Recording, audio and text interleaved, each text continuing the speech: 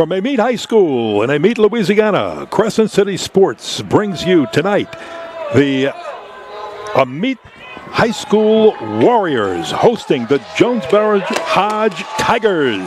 Hello, everybody. As you hear the noise behind us, the Amite Warriors are taking the field to fireworks and a lot of fanfare on the home side of their stadium. Ken Berthelot sitting alongside Wade Kaiser. Ethan Porter is on camera, and Matt Merritt, our producer tonight. Rick Thompson, our spotter. And we're here to bring you all of the action from this exciting game. And Wade, one thing for sure, we've got two really good and explosive football teams. Some people tell me they don't know if the scoreboard should add a 1 in front of everything because the over-under is 100, but one of these teams could score 100. Well, are you betting the over or the under? Oh, I'm going over. You're going over. There you go. That's is that the line in Vegas? Right. It's going to be explosive here tonight. Both teams come in with offensive juggernauts, and we know that there's going to be a lot of points scored tonight. No doubt about it in this AA semifinal. And the fireworks are still going off here. Smoke now starting to cover the field, and it'll blow away with that powerful 3-mile-per-hour breeze. 3-mile-per-hour breeze they've got blowing a little bit out of the north. But just a gorgeous night for football, high school football, at about 65 degrees here. And you couldn't ask for anything but a slight sweater weather, if you wanted to call it that. And we're waiting for Jonesboro-Hodge to take the field, and they're getting ready to come out now, and they're fired up over there too, talking with both coaches, Coach Zephaniah Powell of the homestanding Amite Warriors and Coach Terrence Blankenship of the Jonesboro-Hodge Tigers. Both of these head coaches feel like their teams are ready to play. Sorry, folks, I had to take a breath. Looking for a little breath of fresh air. Some of the fireworks smoke just came right through the open windows of the press box. All of that sulfur coming from the fireworks is choking us up, making our eyes water right here. Yeah, I mean, two absolutely great football teams. You know, you look at their records coming in tonight. You're going to see Amite coming in with a 10-2 record, and Jonesboro-Hodge coming in with 11-2 record. Both top football teams in AA. Amite being a kind of a fixture in the semifinals the past few years, as well as we covered them last year against Manny here in a semifinal game. And Manny on the other side of the bracket tonight, between Avoyles and Manny, a number 4 seed and a number 1 seed, will be facing the winner of tonight's game. Two very explosive offenses, and at this level in 2A ball, many of the offensive players are playing defense too. But you've got some explosive players on both sides of the ball. Let's talk about the quarterbacks, because for the visiting Jonesboro-Hodge Tigers, Tydre Malone has just been at 6'5", 200 pounds, a senior. Good height, good speed, and he throws the ball really, really well. 27 touchdowns, 8 interceptions on the year, so that's good numbers. And he scored 8 more touchdowns by way of the ground. Well, he could spin it. I was watching him down during pregame. I was down on the field standing next to him. He was towering over me, and I'm 6'1", and he can definitely grip the football and he can spin it. What we'll see out of him tonight, I'm sure, is a lot of zone read football, quarterback power kind of some of the same stuff that you're going to see on Saturdays, as well as now you're seeing it on Sundays in the NFL. And 27 must be a good number, because Amite High quarterback Jalen Robinson also with 27 touchdowns. He's only thrown 2 interceptions on the year, and he's got good height as a junior, very experienced, played much last year. A lot of RPOs tonight from the Amite Warriors. You'll see them being able to try to get the ball out into their wide receivers' hands out on the flank, where they've got a ton of athletic talent out there trying to get that talent in space on defensive football players. It's going to be exciting. Some of the best athletic talent, I think, is right here tonight in Amite, Louisiana. You look at the depth charts here. Each team really only lists 1 running back, but when you get to the wide receivers and tight ends, they're loaded. And that's because they like to throw the ball, and I guess that's what fans expect. They want to see that wide open play. It helps get the kids ready for the next level. Well, the kids love to be able to get an opportunity to get on the field, and as many as you can possibly play, and both coaches will do that. They'll get get as many of their kids on the field as they can, especially down here at the AA level. As you've already mentioned, you're going to see a lot of two-way players tonight, which is kind of the Iron Man type of football. And that brings me back to my days of coaching in single A and AA football, where, there were some players that will not leave the field. They're on every special team. They're playing defense and offense, and those guys kind of signify what the Iron Man football is all about at the lower levels of high school football. Well, what did you tell a team before or the second and the semifinal contest, knowing what's on the line? Let me put it that way. For the next week, not wanting them to get too up for this game, to just play within themselves to go out and get the win. You got to take care of tonight. There's no next week. You're one and done. We don't want to be one and done in the semifinals. So let's take care of business tonight. Let's just take care of what we have to do. Let's be us. And if we're us and we play the way we're supposed to play, you follow what we want you to do with the game plan. We'll be playing next week. That's exactly what I used to tell them. Let's take care of us. And that's an important thing. And right now we've got the captains just met at the center of the field. Jonesboro-Hodge won the toss. They deferred. So Amite will have the ball first. And we'll listen to the invocation and our national anthem.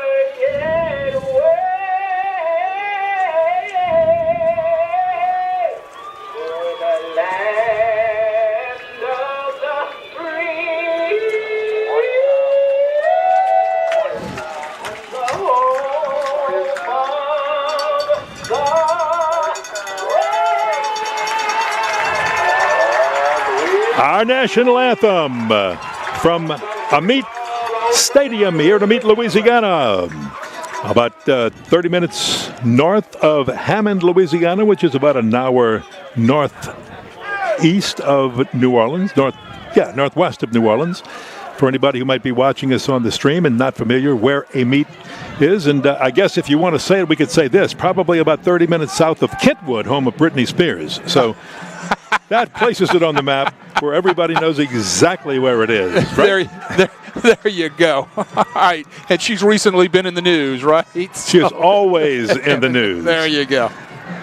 She is always in the news. So pretty good stuff there. So we're just about set to go. As we said, Jonesboro-Hodge won the toss. They deferred. Amite will have the ball first. And if you're watching on the stream right now, Amite dressed out in all black with their purple headgear. Their colors are purple and gold, so the trim on the numbers and the uniforms are gold. And Jonesboro-Hodge in red and blue. Same colors as the university that's pretty close to them, Louisiana Tech University, very close to you, Jonesboro-Hodge. And they are decked out in white tonight, and they are trimmed in red, primarily with a little bit of blue and black. Jonesboro-Hodge is out of District 1 2A, and Amite is out of District 9 2A for this semifinal bout tonight. So for Jonesboro-Hodge,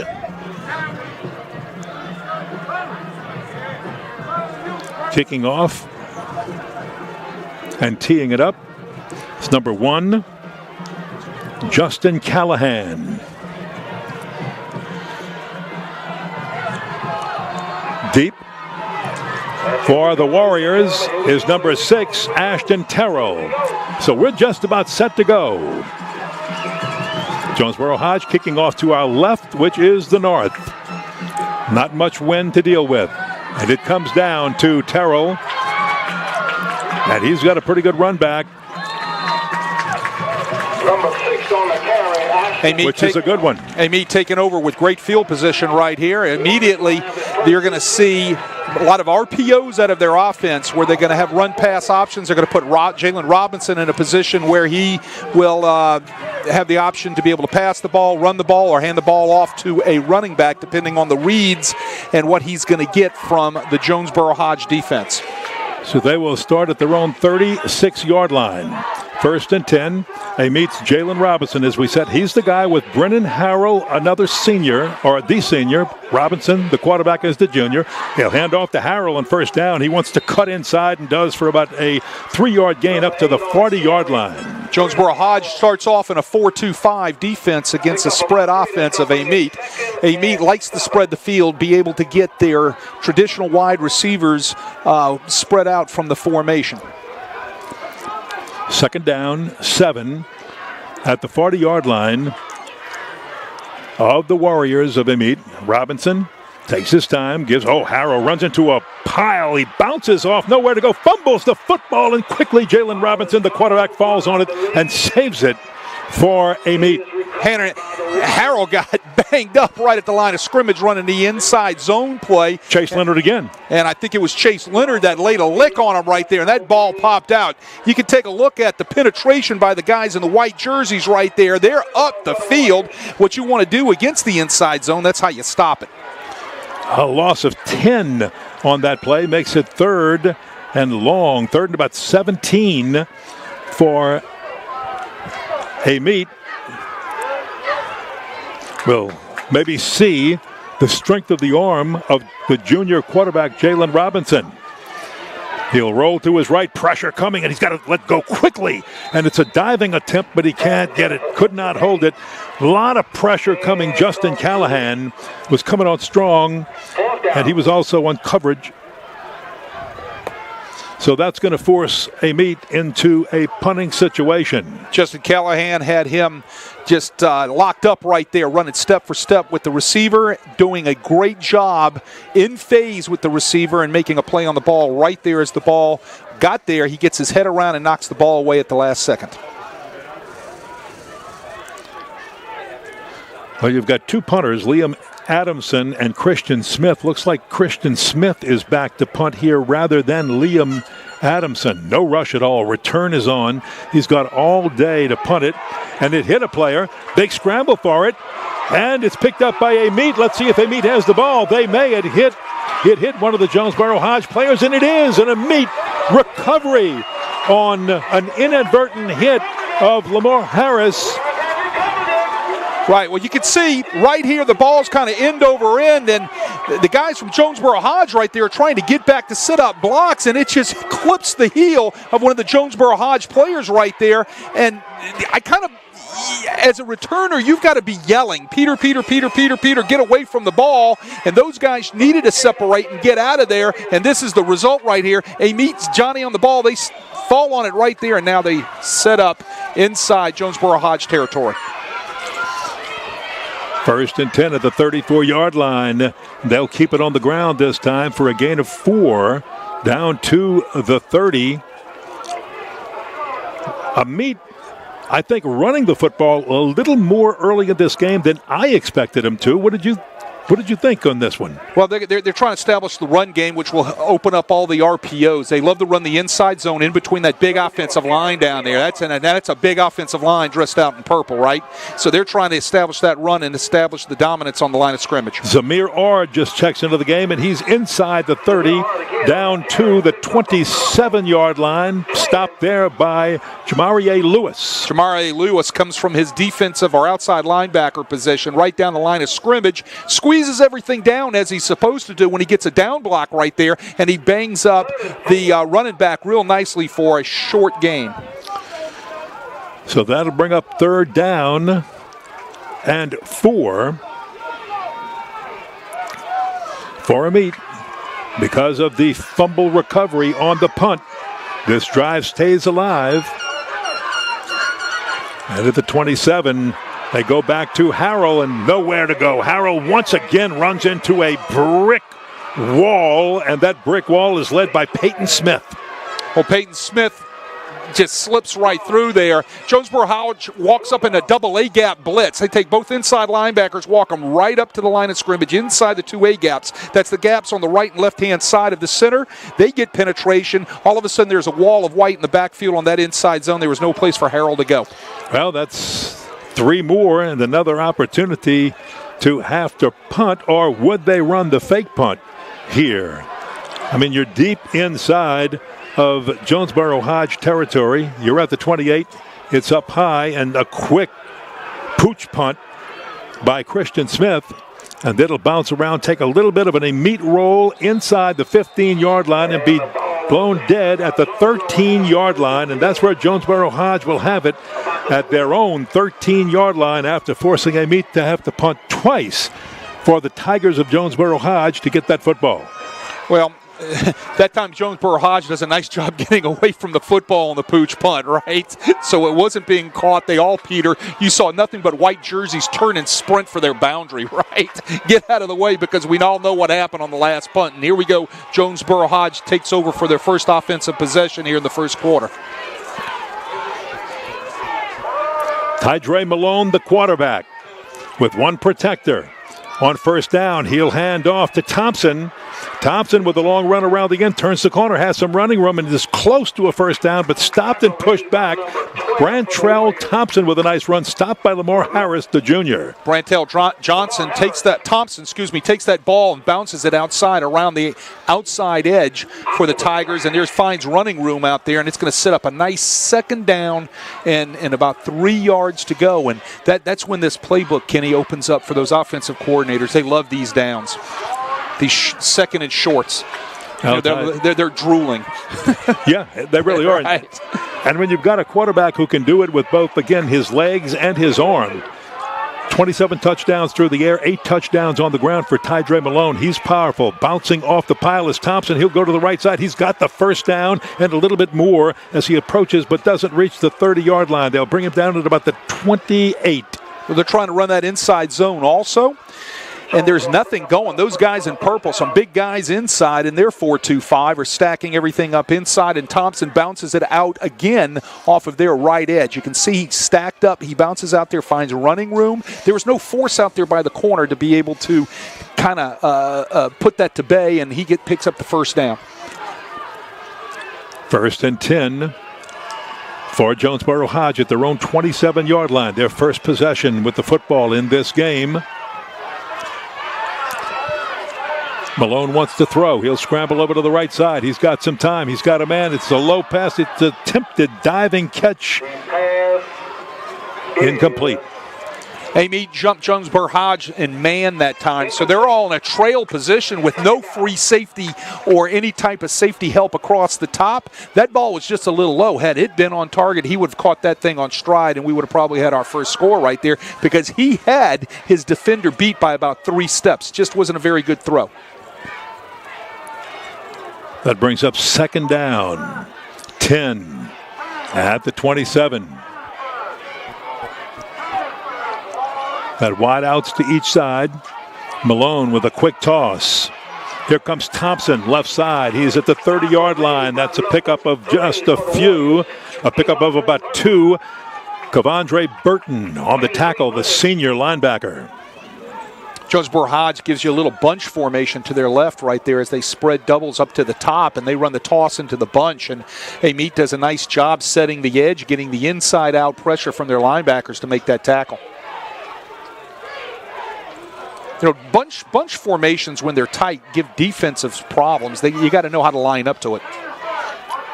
Malone on third down. He's going to throw long. He's got a man with a lot of coverage, but somehow it's stolen from everybody. What a catch by Devontae Mosey. And Mosey goes all the way for the touchdown. Devontae Mosey. Unbelievable. Well covered. What a throw by Tydre Malone. And what a catch by Mosey for his 15th touchdown reception of the year. Mosey goes up and just literally picks that 50-50 ball out of the air. Playing it well was Ashton Terrell from Amite. Just couldn't get the knockdown right there. So you got to credit Mosey with his athletic talent going up and get that ball. And that ball was laid out perfectly. And once he caught it, nobody was catching him. A 70-yard touchdown by the Jonesboro-Hodge Tigers on their first offensive possession gives the Tigers the first lead in this game. Chance Leonard and to attempt the point after. It is kicked up and good. So with 5 minutes and 54 seconds to play in the first quarter, the Jonesboro-Hodge Tigers take a 7-0 lead over the Amite Warriors, and this gives us a chance to thank Lamarck Ford for sponsoring the first quarter of this game. Crescent City Sports Prep Football is brought to you by the Lamarck Automotive Complex in Kenner, Louisiana.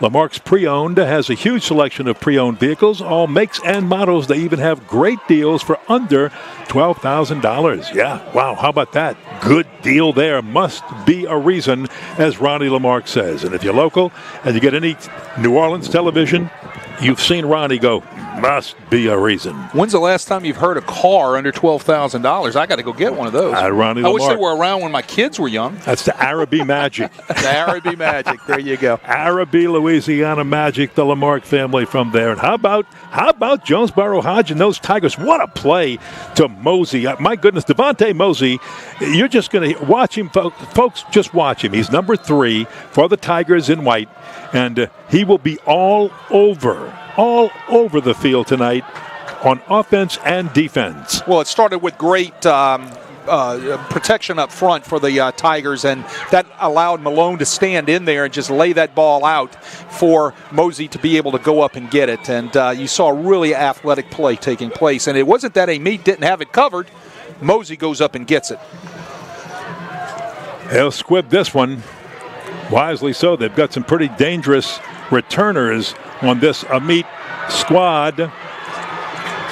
And this one returned past the 30 up to the 32-yard line. And good return by Amite's Derek Thomas. Well, last 2 drives resulted in 2 punts right there. Jonesboro-Hodge giving you a kind of a steady dose of a cover 3 look and a zone look, and then they're jumping you down in man also. So I think the rest of the night, that's kind of what we're going to see out of the Tigers. Difference in a little zone and then a little man, and they're going to play their 4-man front, defensive front, all night long. So Jalen Robinson and the Amite Warriors tried to establish a running game on their first offensive possession. Not able to do it. Here's a quick pass, but down low because pressure was coming fast, intended for Ashton. So it was intended for Terrell, but just, again, the pressure coming on by this Jonesboro-Hodge front, defensive front of the linebackers, has just forced Jalen Robinson into some quick throws. They brought the blitz right there with Xavier Atkins that time. Number 13 pops through right there, and as the ball's getting released, he really put a stick on Jalen Robinson, and the ball went awry right there on that out route. 2nd and 10 from the 32. This time they're going to get it to Earl Jackson in space. He's got good moves. Jackson has the first down and is ridden out of bounds on the far side, just at about the 46-yard line. First down for the Amite Tigers. That's their initial first down of the game, I believe. Right. Here's your RPO right there. He's got 2-on-1 out there. You get one block, and then you get the ball out on the edge. You're off to the races. So he was counting the numbers before the snap. Instead of running the ball, he's going to pull the ball out of the belly of the running back, and he's going to zip it out there real fast. And you've got 2-on-1. That always works in every league. And one thing Amite would like to do is get number 1, Earl Jackson. So watch that jersey number tonight out in space and see what he can do. Here comes Harrell around the side, and nowhere quickly in there to stuff him was Xavier Atkins, who's just done about everything that a person could do. My goodness. He's got 205 tackles on the year, 169 solo, 25, make that now 26 tackles for loss. Well, I'll tell you what, this sophomore, 6'1", 193, was like a bullet shooting out of his inside linebacker position. He reminds me of a guy that I had a chance to coach when I was at Jesuit named Debo Jones. Debo Jones could run like that, and that's why we played him inside at linebacker. He could run inside out and chase anything down. 2nd and 14 after that loss, and pressure again, but this time Robinson's able to run past it and goes out of bounds just before picking up the first down. He gets all the way into Tiger territory at the 44-yard line, and that'll be about a yard short. It'll be 3rd down and 1. Nothing open downfield. Nice job by Robinson. Look again at Xavier Atkins coming from his delayed blitz from his linebacker position, and Jalen Robinson made up his mind. Nothing's open. I'm taking off, and what a decision it was. It sets up a nice 3rd down and short. And that short is 1. They're going to hand that ball right off to Ard, and Zamir Ard goes right through the line for the first down in Jonesboro-Hodge territory. He's inside the 40 and all the way down to the 37-yard line. Look, this Amite offensive line is huge. All right, these guys are big, right? So Zamir Ard isn't very tall. He could hide behind these guys all night long. Ard again. And this time over the right side, he'll get a nice gain before being caught from behind and pulled back by Javion Andrews. As the night goes on, it's going to be a game of attrition on the offensive line and defensive lines for both of these teams, both ways.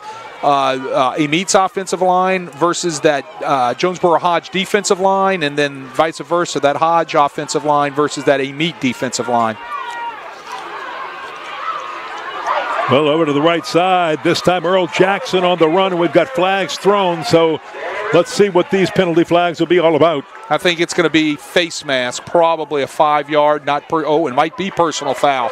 Ooh. It is personal foul. My goodness, that's going to be an automatic first down. They're going to tack on 15 yards to this run. Wow. That's a big one. Remember, you've got in high school as well as college, as well as in the pros, you've got the incidental face mask or the personal foul, and this is the big one. This is the personal foul face mask, and it's going to be 1st and 10 for Amite inside the 15-yard line. First penalty of the game. Our officials are from the Alexandria Association. The referee is Sam Forrester, and the umpire, Sam Dangerfield. That time, the Tigers almost jump. Jalen Robinson, pretty good at barking those signals and drawing people offside. He'll hand off to Ard again. This time, Ard caught in the backfield. He's dropped by Xavier Atkins. They've got to find an answer for Xavier Atkins when he blitzes the A-gap, all right? Jonesboro-Hodge will bring 1 or 2 every time inside that A-gap. If it's Xavier Atkins, he is so fast by the time he pops through there, he's right past a center trying to reach block him or a guard blocking down on him, that all of a sudden he's in the backfield just kind of playing havoc on any type of run game for the Warriors. Leading tackler, leading tackles for loss on this team, leading sacks, the sacks leader. He's done everything. He does it offensively too. Here's the toss, and it's caught. And inside the 5-yard line is Javay Gilmore on the catch, and Amite now threatens the tackle, touchdown-saving tackle made by Justin Callahan. Jonesboro-Hodge jumps into man right there, and they run a nice little curl route. Receiver gets great separation, and the ball's delivered right on time. It's a nice pickup by the Warriors. Now this is just a bunch goal line situation, and the toss goes into the corner too high. Oh, my goodness, I'll tell you, Robinson would like to have that one back. He had a man. It was all by himself in the right front corner of the end zone, and he just couldn't get the ball to him, and that was Gilmore who made the reception on the previous play. Well, Gilmore was wide open. Everything was bunched inside so tight, so you expect him to pound the ball and run it right. Jonesboro-Hodge doesn't cover the receiver, who slips from his in position right out into the corner, and that was Gilmore. If they could only get that ball back, I'm sure tomorrow when they look at that on film, they're going to kind of be sick to their stomach. Look at big 93, Zamian Waller, a big defensive lineman in just to create a hole, and look at this. The Tigers stuff Amite trying to get in. They just put the pressure and came on hard, and this one was Javion Andrews that led the charge. Hodge jumps into their goal line front, so they bring in two big offensive linemen, and they put them in those A-gaps. Their job is to penetrate and knock anything in purple back into the backfield, and that's exactly what they did that time. So they knocked the running back, Harrell, I believe it was, right back into the lap of the quarterback, and no place for him to go. Third down and goal. This would be a big goal line stance for Jonesboro-Hodge if they can hold them, maybe force a field goal attempt here. Robinson rolling to his left. He has a man. He throws it, and the ball is dropped. Is it a fumble? And they're going to call it incomplete pass. The officials quick to wave it off as an incomplete pass. No hesitation by the officials' crew on this one. I don't know how he doesn't catch that. The ball was perfectly thrown by Robinson. It's right into the hands of the receiver. All he's got to do is catch that ball. I think he heard footsteps, Kenny. Well, he heard him from Jamari A. Lewis. Right. Jamari A. Lewis was coming in to level him, which he did, and I think he kind of got a hot potato hands right there, or alligator hands. They got real short, real fast. Ball goes on the ground, and it was declared an incomplete pass, not a fumble. Well, if this isn't a fake field goal, if this is a real field goal attempt, and whether it's made or not, this is a gigantic momentum getter, I think, for Jonesboro-Hodge. It's a high snap, put down well, kicked up, and it is no good. It is off to the right, and Liam Adamson missed it. He missed the field goal attempt off to the right. Amite blows a great opportunity right there. On first down, they had the chance on the pass with the wide open receiver. Couldn't get him the ball. Second down, they get blown up, knocked back into the backfield. On third down, receiver gets alligator arms, hears footsteps, drops the football, and then they come away with nothing down here. They miss the field goal. Wow. What a goal line stand for Jonesboro-Hodge. And let's see how the offense comes out, knowing that the momentum has definitely swung their way. That was a huge defensive stand by Jonesboro-Hodge, and they get the ball at their own 20 to start this drive. They'll do nothing fancy on first down, just run it right up the middle. Brantel Williams wants that inside zone. Some people are calling it split zone these days. If you listen to a lot of Saints, you're hearing those guys talk about split zones in the NFL, where they've got a blocker coming back on a trap and they're blocking a zone to the side of the play. Split zone is the term that you might use now. It's inside zone. You've got to block the last man or the last man on the line of scrimmage. All right? And if anybody saw the Saints game last night, that terrible call was called on a split zone. Yes. Right there. That's the Everybody play. Saw that that's the play Jonesboro-Hodge just ran right there. Second down and 8. They're going to go for all of it on second down and 8, and it's just a battle for the football, and the battle is won by Jonesboro-Hodge. Jamari Lewis with a great catch. He had to wait on it, but he came back, and he waited on that pass and pulled it in. Look, credit Malone, because he stood in there against the blitz. Coming off of his left side was Kevondre Burton. Burton comes in and levels him. He airs that ball out into the air. Everything's covered. What a catch by Lewis. Wow. I mean, everything was covered. You saw it right there. Great coverage by the defensive back over there. Covering at that go route was Earl Jackson. Earl Jackson step for step with Lewis right there. The ball's laid out. What a play by Malone, getting that ball into the air and shaking off that hit. 39 yards on that reception. And now they'll put it on the ground. A slip on the cut by Thompson. He keeps his balance and somehow manages to get a big gain out of what had been almost nothing before Jamarian Dunamis brings him down. Well, Thompson makes Javay Gilmore look silly right there on the cut. Javay Gilmore just goes right down to the ground. He's going to get a little, there's that cut right there. Javay Gilmore just kind of, his cleats go out from under him, and he doesn't look too good. He's going to get ribbed about that tomorrow in film. Well, that was enough for a first down, so they'll move the chains on that too, and it'll be a first down, and we've got 29 seconds left in this first quarter. And right now, I think Amite has to find a way to get the momentum back on their side, because it's been just about all Jonesboro-Hodge. Everything has gone the Tigers' way in this game, and that's a credit. Just a credit to their team.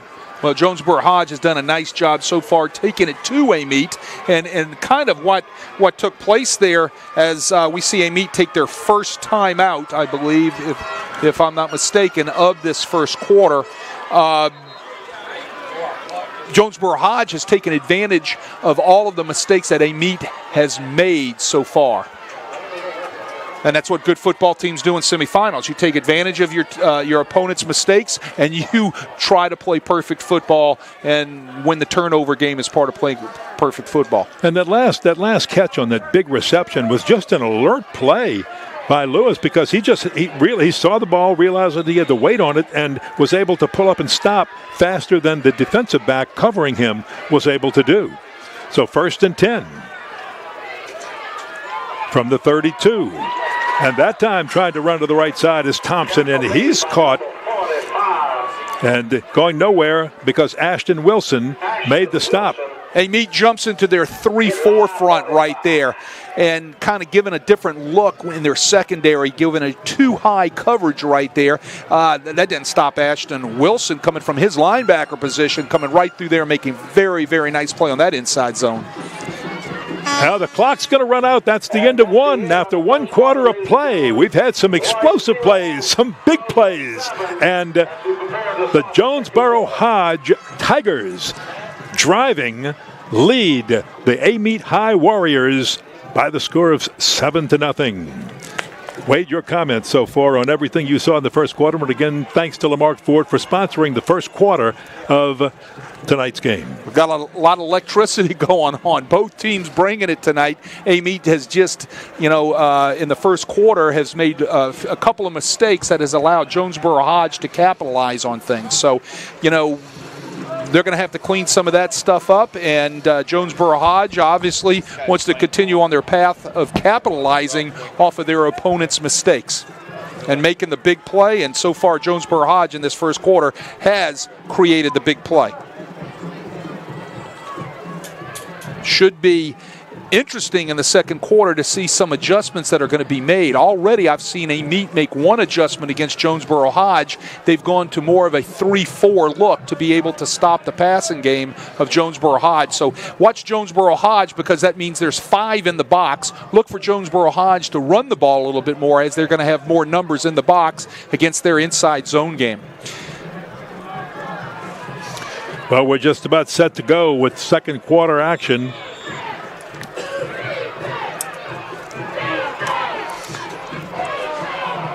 Here's Malone with lots of time. He can run. He's got lots of space, and he will. He'll tuck that ball under, breaks one tackle, and almost breaks a second. He's very close to a first down. Looks like he might be a little bit short from our angle, but let's wait. Ashton Wilson with, is it a first down saving tackle? No, it's not. He's got enough for the first down. They are moving the chains. First down for the Jonesboro-Hodge Tigers. Credit Amite on the coverage right there. Malone sees everything's covered downfield. He just takes off in his 6'5", 200-pound body, and he's hard to bring down, right? So it took a bunch of purple jerseys to bring him down, but that wasn't after until he picked up the first down for the Tigers. First down, Malone. Will they run it? They will. They give to Thompson. Thompson over the right side. Thompson inside the 15-yard line, down to about the 13-yard line, but Deshaun Martin's there for the stop. Deshaun Martin would save with his tackle, save the touchdown, right? And Thompson is kind of the workhorse right now for that running game of the Tigers as he bounces his inside zone again. He finds a lot of running room out off the edges. He's not afraid to bounce it outside and find some open grass and some open field. So he got down to the 12-yard line. That's enough for another first down, a gain of 10 yards. Now watch Jamare Lewis. He's wide to the left side. He caught that long pass last time, rather. Malone's looking his way. He'll come to the right instead. Behind the blocker, he'll throw into the end zone. Has a man wide open, caught for a touchdown. My goodness, that's caught by Javion Andrews for the score. Javion Andrews does a great job just running the scramble drill. Malone gets pushed out of the pocket. He has to kind of work to his right, then he turns around and runs to his left. He's just looking for room, and what's really nice is he keeps his eyes open downfield as he's looking for room to run. And what does Andrews do? He's done what he's taught. Deep guy, run parallel. A near guy, run up.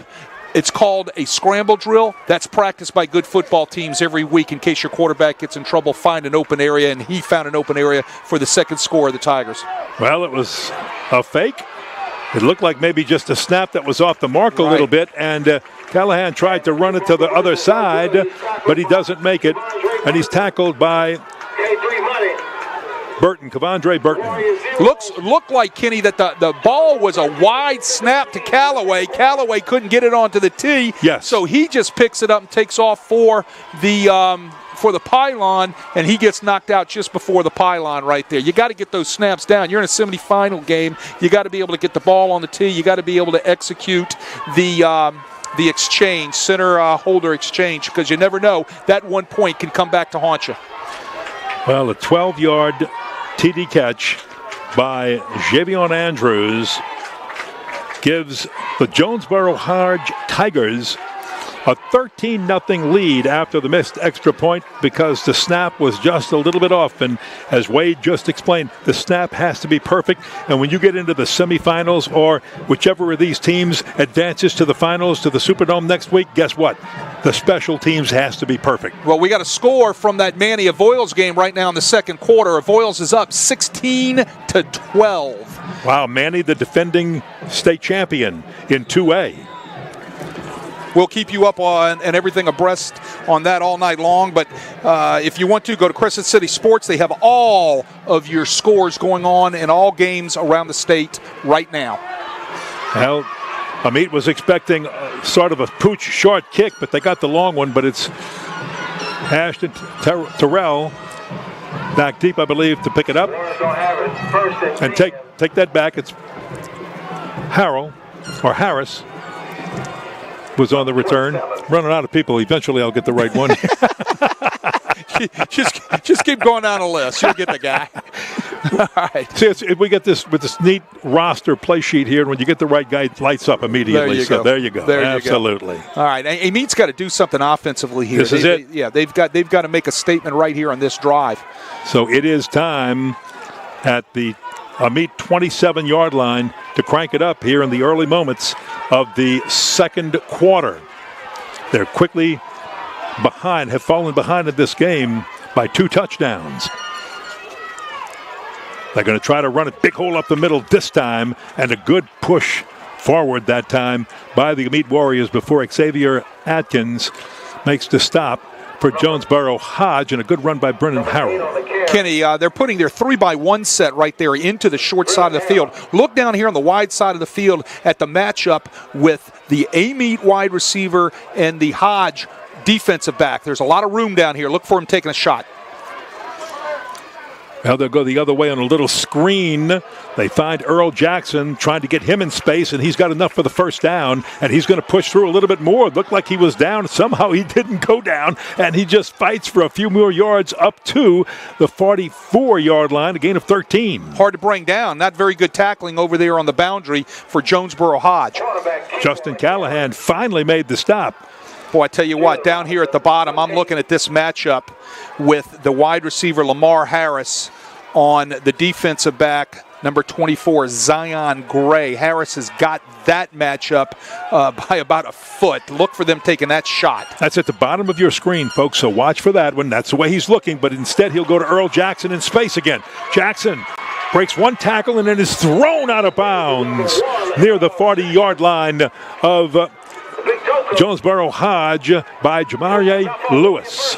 Going to the numbers again, we saw this back in the first quarter. Here's the RPO. You see one purple receiver down here, second purple receiver down here, only one white jersey, 2 4-on-1, you're going to win that matchup anytime. It's like stealing. You're going to throw the ball out there on that RPO. 15-yard gain on that one.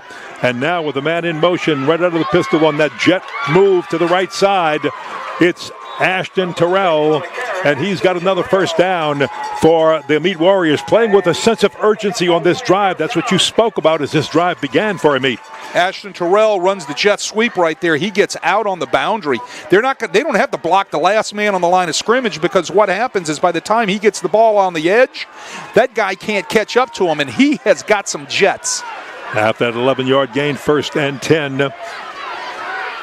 They're going to slant off the left side. 1 tackle broken, 2 tackles broken, a 3rd, and finally the 4th gets him near the 15-yard line, and that's one heck of a run right there by Brennan Harrell, the senior.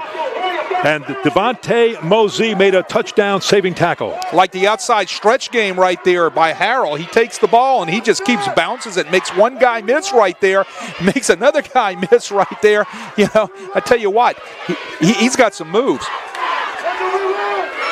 Robinson will hand it off. Why not try the same play with the same runner? Harrell running to the left side, and he is short of the goal line, run out of bounds inside the 5. And he looks like he's down to about the 3-yard line. Amite had the numbers right there. They put their 3-by-1 formation to the wide side of the field, and they come back with the outside zone to the short side of the field where Jonesboro-Hodge was overplaying to the wide side of the field. They had the numbers on the outside zone game that time. Make that at about the 7-yard line. Timeout by Jonesboro-Hodge, as Coach Terrence Blankenship needs to talk things over. Remember, this Tiger defense had one great goal line stand against the Amite Warriors in the first quarter. Forced them into a field goal situation, which was missed. And that's, I think, what Blankenship is doing right now, reminding his team, hey, listen, they got a little momentum on this drive, but guess what? We have a goal line stand already. Let's do it again. I think what he's also telling them is, number one, they're going to attack us outside. I think that's what Amite has found, right? That's what they do. They can't, even though Amite has that size on that offensive line, they're not getting any knockoff between the tackles, right? So what are they doing? They're running the jet sweep. They're running the outside RPO with the numbers. They're running the outside zone stretch. They're finding room out there with grass, with Harrell and Terrell, and these guys that can really stretch a defense when they're out in space. I think Amite has found something that they can hang their hat on. Let's see if they go outside again, and let's see if the adjustments were made just now by Coach Blankenship. From the 7-yard line, 2nd down, 3. Yep, they're going to bounce outside again with Harrell on the run, and he is into the end zone. Jonesboro-Hodge jumps him in man right there. All you got to do is run off the coverage out there, right? So the wide receiver for Amite runs off the corner. There's no corner support. There's no edge. They try to run counter. It bounces outside. Nobody in a white jersey can come up right here and set the edge. And then all of a sudden, your speed is out and around. Touchdown, Amite. And it's exactly what you said it was, Wade, that, after taking a look at what they could and could not do, they've realized if they're going to get yardage and have any success, they're going to have to go to the outside, and that's exactly what they do. This time, Liam Adamson kicks it good. So suddenly, we have a tight ball game again, 13-7. Jonesboro-Hodge with the lead, but the Amite High Warriors on the scoreboard for the first time, coming at the 8-minute and 42-second mark of the first half. Okay, they had to answer there. That was something that they had to do, and I'm sure their coaching staff told them, fellas, we've had our opportunities in the first quarter, and we haven't gotten on the board yet. So now is the time that we have to, show our opponent that we're here to play too. And that's exactly what they did. They put together a nice long drive. They found something that they can hang their hat on, the outside running game. RPOs on the outside zone stretches, counters that are bouncing outside, all of those things, the jet sweeps, all of those things spelled success for Amite on that particular drive. And it'll be interesting to see how Jonesboro-Hodge's defense counters and reacts to that next time Amite has the ball. But this has been an offense that has moved up and down the field. They've got 13 points on the board. Again, a missed extra point because the snap was a little off the mark. So now let's see. Justin Callahan deep along with Devontae Mosey.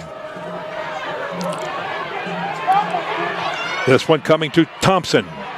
Thompson on the run back. Runs into traffic. He's past the 25 and out to about the 28-yard line.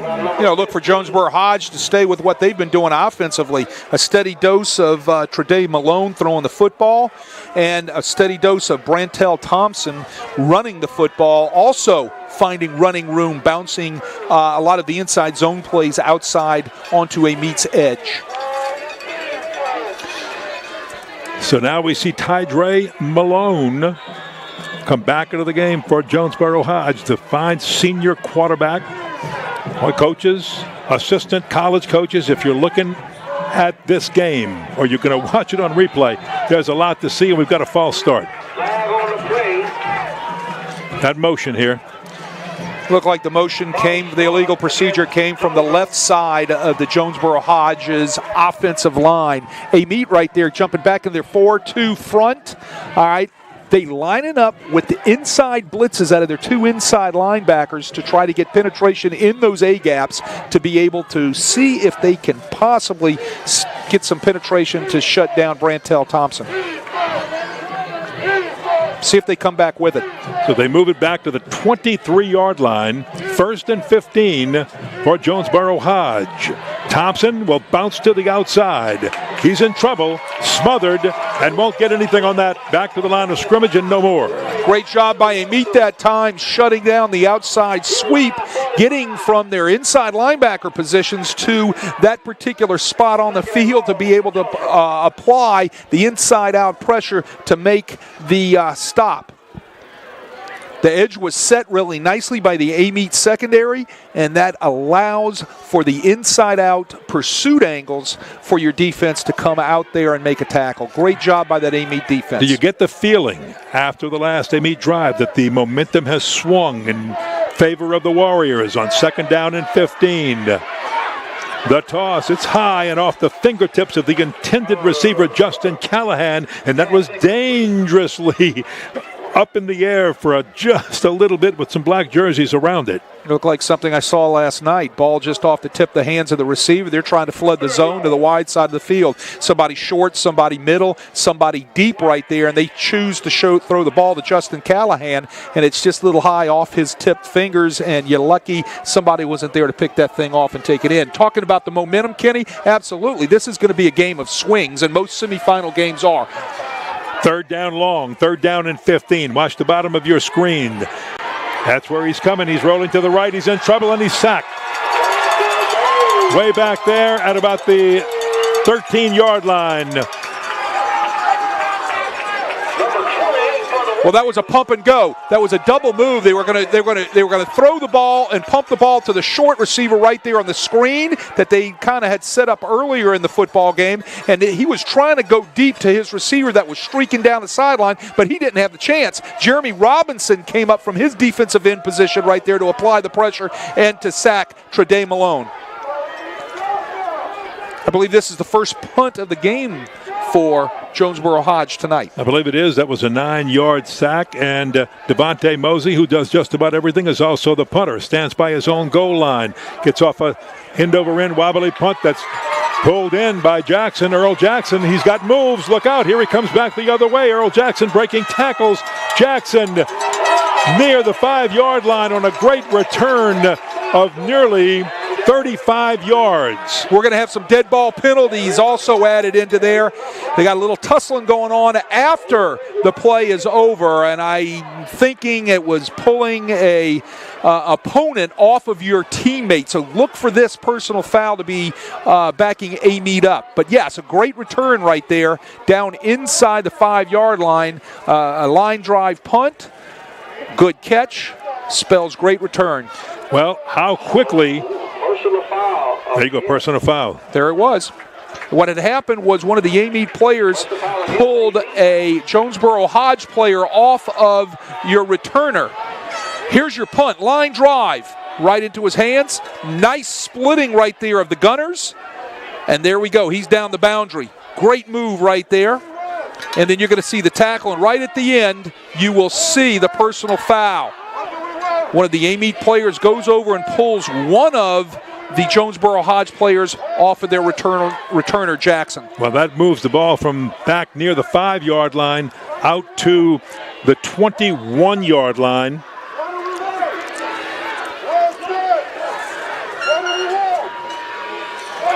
Big hole right here for Ard. Ard inside the 10-yard line before hit and being pushed back by Jamarie Lewis. Xavier Atkins ran right by it. Did you see he was on his A-gap blitz again? Which is one of the things that they've been doing the whole first half. This time, he runs right past Ard, and there he went, right there. He should have made that tackle in the backfield for about a 5-yard loss.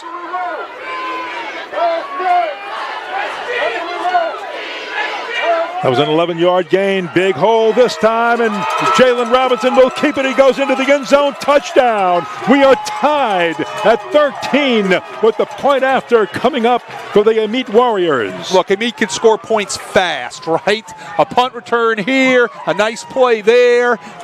Right there, Jalen Robinson was trying to run quarterback sweep. He sees a hole open up on his inside right shoulder. What does he do? Put his foot in the ground, cuts north and south, walks right into the end zone, and they are right back into this football game. Liam Adamson, the place kicker, can give the Warriors their first lead of the night. It is kicked up, and it is no good. We are tied.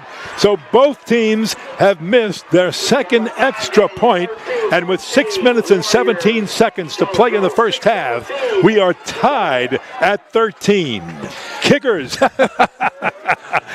Oh, man, your heart goes out to them. Well, I tell you what, none of these, they don't need to apply for the job with the Saints. They get fired immediately, right? I mean, look, here we are in the semifinals. You got to kick those 1 points. You got to get those snaps down on tees, or these things will come back to haunt you, when you're down real deep into the fourth quarter and there's not a lot of time left on the clock, right?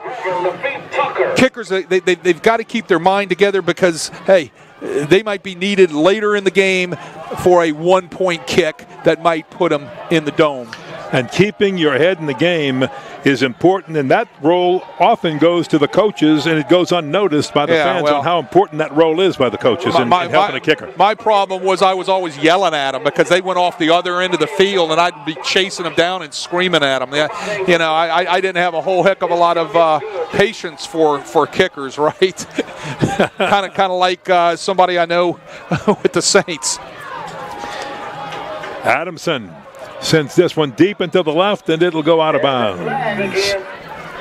Well, they're going to have the option to take the ball at the 35-yard line or kick the ball over again. So it looks like Jonesboro-Hodge is going to go ahead and take the ball at the 35-yard line. With 6:17 to go, good strategy, great field position. You've got an explosive offense. You had the momentum early. It swung over. Well, I was wrong. Look at that. I was wrong. I thought sure that's what they called. They're going to make them kick it again. I was wrong. They're going to back them up 5 yards, make them kick the football again. You're right. There we go. And one reason for that field position. Well, not only field position is you've got some playmakers back there. You've got some guys that can look. You got Devontae Mose back there who can. He can make something happen real quick. And if your kicker is having trouble on the evening, then you're going to apply some pressure to your kicker that I've got to put this thing in between the white lines, correct? He didn't put it between the uprights. Can he put it again in between the white lines? So we'll see what happens, right? All right. Looks like we've got a returnable kick Justin Callahan, I believe, with it on the far side. He's got some room, and he's coming back, and that's why you make them kick it again, because they get a short kick. You get a good return in the hands of a playmaker like Callahan, and good things happen. You suddenly have the football on the Amite side of the 50. Good positive yardage. Lamar Harris on the tackle. Great strategy right there by Terrence Blankenship, making them kick over again, back it up 5 yards. They sky kick it over there to Justin Callahan, and like you said, he's down the boundary, and Jonesboro-Hodge is in business in Amite territory. And that business is the Amite 46-yard line, 1st and 10. Again, with an explosive quarterback like Tydre Malone and a good running back in Brantrell Thompson. We have seen Devontae Mose and other wideouts do some pretty amazing things. Here's your first down throw to the left side. That's to Callahan, and Callahan coming back, breaks a tackle, and a second, spins around. He'll have the first down before being knocked out of bounds. Everybody, Callahan took his left hand right there, and he just threw the Amite defender off of him to pick up extra yardage. What a great effort by that young man. Hey, broke a couple of tackles before Kevondre Burton could finally bring him down, so big gain on the play, and it's 1st and 10 at the 36-yard line. Gain of just over 10 yards that time. Tydre Malone looking over the defense. They'll keep it on the ground. Try the middle this time. Hit a few yards and then just push back. Nowhere to go for Brantrell Thompson. Tough running in between the tackles. He had a lot of success bouncing that inside zone outside off of the edge. That time he just stuck his nose right up in there and ran into a wall of purple jerseys. And purple jersey that was there first was Ashton Wilson. Well, that's a good size Amite defensive line also, but look at the guys in white, right? I tell you what, there wasn't a lot left on that Thanksgiving table, huh? That's some big dudes. Gain of one to a gain of a few rather, about 1.5. And on second down, they'll get it down to the 30, and that'll be a gain of 5. So it'll be 3rd down and about 4 coming up for the Jonesboro-Hodge Tigers. I always knew, the size of my offensive line, I could tell by how much food they ate at the pregame meal, right? If there was nothing but little pieces of lettuce and scraps left, I've got a big offensive line because those guys, they got in there first. And you know what? I always let those guys go eat first for some reason, But I just told them, I said, fellas, you got to leave some for everybody else. Well, at a good Jesuit Catholic school like that, I believe your offensive line's grace before meals was name of the Father, Son, the Holy Ghost. Whoever eats the fastest gets the most. And right. Your guys dove in, so there wasn't a lot of room for anybody else there. Right. Well, those offensive linemen. You didn't dive in. You didn't eat with that group. You got to remember, I'm an old retired offensive lineman, right?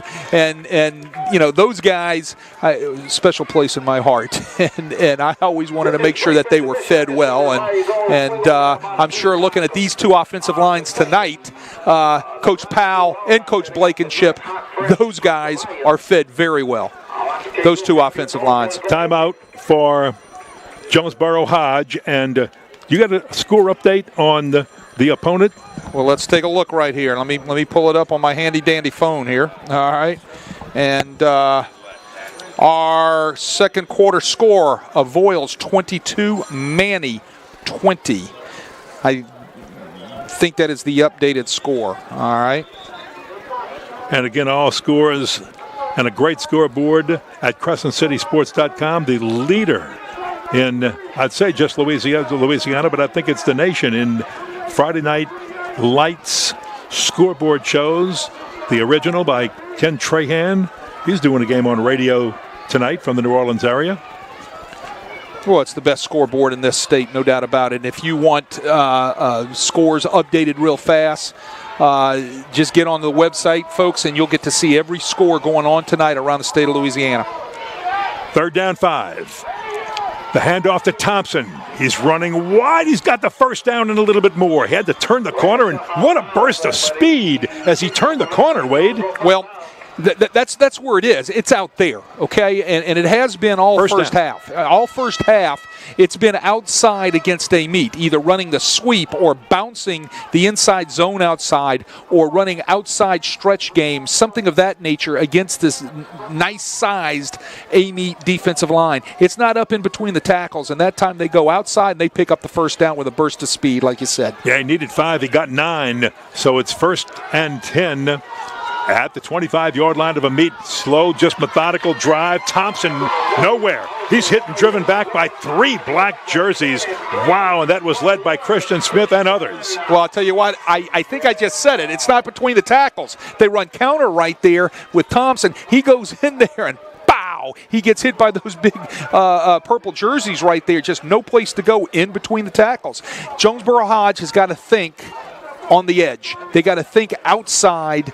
That's where the space is, kind of like Amite has done against the Jonesboro-Hodge defense in the second quarter. Just went under the 4-minute mark to go in this first half. We're tied up at 13. Jonesboro-Hodge driving to take the lead. Malone flushed out of the pocket. He'll throw long right through the hands of Andrews, and a flag is thrown. There's another receiver in the area, too, and that was Jamare Lewis. You're going to have interference on Amite. There was some pushing and shoving going on down there against the other returner. And there it is. There's your call. It was interference, defensive interference against the Warriors. So remember, that's no longer an automatic first down, folks. So what's going to happen is they're going to mark off 10 yards from the previous spot and play ball. So that should not be a first down, or it might be close depending on where the ball is. Yes, it is. It's going to be a first down. Yeah, he had lost about a quarter of a yard on that last play. So, yeah, it's just going to give them a first down by a very small margin. The nose of a football. Wait, I had a chance to say that all year. The nose of a football. There you go. There you go. We finally got it in. But just remember, it's not an automatic first down anymore in high school. And with that, we'll have a timeout on the field, and that gives us an opportunity to remind you and thank Academy Sports for sponsoring the second quarter of this game. Crescent City Sports Prep Football is brought to you by Academy Sports and Outdoors, who has all the gear you need to enjoy more sports and outdoors, all at prices you love, and with curbside pickup available now. It's never been easier to shop the top brands in-store and online at academy.com. And you and I have talked religiously about how much fun it is to go to Academy. And speaking of fun, what do we got here? Speaking of fun and a good football game, we've got an update from Manny. 26, they've taken the lead to 22 over Avoyles. That must be a barn burner going on up there tonight in Manny. This was an Amite timeout. Each team has one left, I believe. Yeah. Just wanted to make sure they weren't towing my car or your car. So there you go. Why, they're towing somebody's car? That's what you're hanging your head out the window for, right? 3:35 to play in the first half, and each team has one timeout remaining. Well, either that, or I thought you were hanging your head out to get a whiff of that barbecue. That's what I'm smelling coming in here. Yeah, we got to keep it here all halftime, but I may just give it to you and let you read some scores. Here goes Malone. Oh, there's just nowhere to go up the middle. I know the Tigers want to run it up the middle, but the Amite Warriors have just shut that down. Well, again, shut down by Jeremy Robinson. Does a great job on Malone. Malone trying to run quarterback draw in between the tackles. Guys, it's not in between the tackles, all right? It's outside. You got to get the ball onto the edge and try to make the Amite Warriors play sideline to sideline. Well, it's at about the 12.5 officially. That'd be the 12-yard line. Second down. A little bit less than 10. Clock ticking. Just went under the 3-minute mark in this half. Toss to Thompson. He starts to the right, reverses his field, goes to the left. His hit bounces off the tackle and then dives for the first down marker. Wow. What a run by Brantrell Thompson, the 5'8 senior. Well, they start off with the toss to the right. He puts the brakes on, and here we go. Bounces it back outside of the left. Watch The missed tackle right there by the Amite Warrior. Can't get his number, but there should have been a tackle right there, only for a short gain. Stepped out of bounds. Right. Thompson just runs it out, gets knocked out of bounds, and has a nice pickup and puts up a nice third down and manageable for the Tigers. Stepped out of bounds at about the 7-yard line. It's officially marked at about the 7.5. There's a big third down play.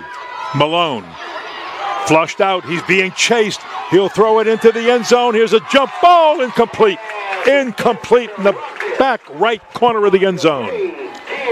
50-50 ball right there, throwing up. Malone's flush from his left, so he keeps his eyes downfield. He throws it a 50-50 ball into the corner. Very nice play by the Amite defender that time, coming down and knocking that ball out of the hands of the receiver. And I believe that was Javay Gilmore that was there on the defensive play. Fourth down decision time. Do you go for it? Look, time on the clock. 2 minutes and 33 seconds before half. You're tied at 13. You go for it or try for the field goal? Depends on my kicker. All right? If I got a good kicker, I'm kicking the 3. But it looks like they don't have a lot of confidence in him, so they're going to line up and go for it on fourth down. Chance Leonard is the kicker. Here's Malone. And we've got a flag and a delay of game. Oh, my goodness. I think over there, Terrence Blankenship is screaming that they didn't reset the 40-second I got to tell you, that seemed pretty quick to me. Okay, that really did seem like a fast, and I didn't see when they started the play clock, but from the time that we would normally expect as we call a game from the end of a play to the beginning of a play, not sure if it was reset. Let's see. Well, they should have restart the 40-second clock the minute the ball was set down and put into play, right? The clock wasn't starting because of the incomplete pass, but the 40-second clock does start, correct? So when the ball is set into play, that is when that 40-second clock starts running right there, okay? So what happens? I don't know if Terrence ends up getting things going there. Well, Malone, let's see. They might call a timeout here. It will be a timeout for Jonesboro-Hodge. That is their final timeout of the first half. That was their last timeout right there. They've got to call timeout because it was down under 5 seconds left on the 25-second play clock. Exactly. Right. So what's going on in that huddle as we look across the field and on both of them? Right now I think we're looking at the Jonesboro-Hodge huddle. It's fourth down. Hey, you want the momentum. You want the score before you go in at halftime. If you don't get it, that sort of shifts the momentum to Amite. They come out and remember, in this game, Jonesboro-Hodge won the toss. They deferred. Amite got the ball. So Jonesboro-Hodge, if they could score here, Wade, they would get the ball to start the second half. So what they're talking about right now is the play that he's calling, reminding them exactly what everybody's assignment is on this particular fourth down play. What was going on in the Amite huddle? The bottom line, they were saying expect this particular type of play. Make sure we've got our coverage here. We've got this stun on. They were making their defensive call in that huddle. Fourth down. Watch. Number 5, Cameron Leonard, bottom of the screen, man coverage. Let's see if Tydre Malone wants to go to him. He's looking the other way. Tydre Malone will throw toward the middle of the end zone. He's got a man wide open, and he dropped the ball right through his fingertips. That was Justin Callahan. Oh, he'd love to have that one back. You saw him slap his hands. He was upset with himself that he couldn't pull that one in. You don't see that too often out of a Justin Callahan. Absolutely. He's been a Mr. Reliable all season for the Tigers, and I know he's just got to be sick, as all the Jonesboro-Hodge faithful are right there. That ball right through his hands. He's running the backside drag along the backside of the end zone right there, and the ball just slides right through his hands. Maybe he took his eyes off of it for the last second or something of that nature to be able to miss the football. Well, it'll go over to Amite on downs with 2 minutes and 26 seconds to play, still tied at 13. Each team has scored 2 touchdowns and each missed their second extra point. So on first down, Amite's going to keep it on the ground. They will give it to Harrell and take that back. They give this to Ashton Terrell, and he's brought down by Zion Gray. You know, immediately Amite comes back to the outside game by running the speed sweep. We saw that earlier in the second quarter to Terrell right there, and he has a lot of room out there on the left edge for Amite.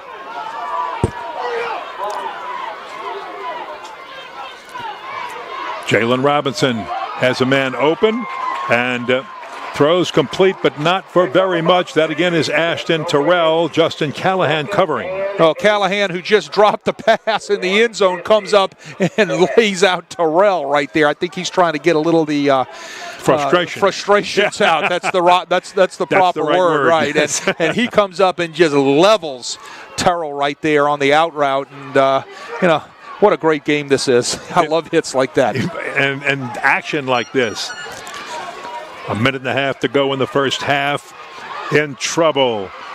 Robinson spun around and dropped for no gain as he made his way back to the line of scrimmage by Peyton Smith, another one of the big leaders on this team. 102 tackles, 5 tackles for loss, and he has just been all over the place, second in tackles on this Jonesboro-Hodge Tiger defense. Well, Peyton Smith lines up at the inside 2 technique, head up the guard, sometimes a 3 technique outside eye. Does a nice job getting to the quarterback and getting home that time.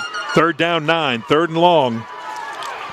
Robinson over the middle has a man wide open, and that's Gilmore. Gilmore with the catch, breaking a tackle. Gilmore, 2 men to beat, makes a nice move to the inside. Look at Gilmore with that move to the inside. He'll go all the way for a touchdown. My goodness, Gilmore. Well, Amite can score fast. We said that in the pregame talk, right? The pregame show, and that was Gilmore breaking 3 tackles in the secondary. Jonesboro-Hodge, it was like running through air right there, just bouncing off of Gilmore. Gilmore catches the ball right over the middle in a square in, and he catches it and gets vertical right there, and you'll see nothing but white jerseys bouncing off of him. Well, as improbable as that is to score that quickly, Amite did it, and they take their first lead. And here Liam Addison will try to add the extra point. They're going to go for the 2-point conversion. It is good. Earl Jackson on the fake. He's the holder, and he took it and ran right up the middle.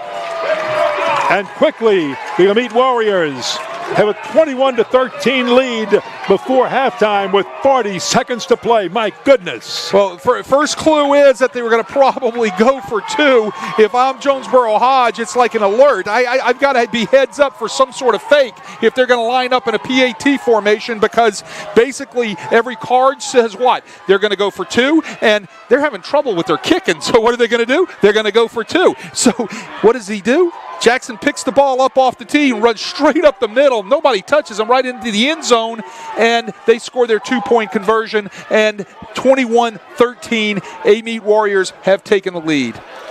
Wow.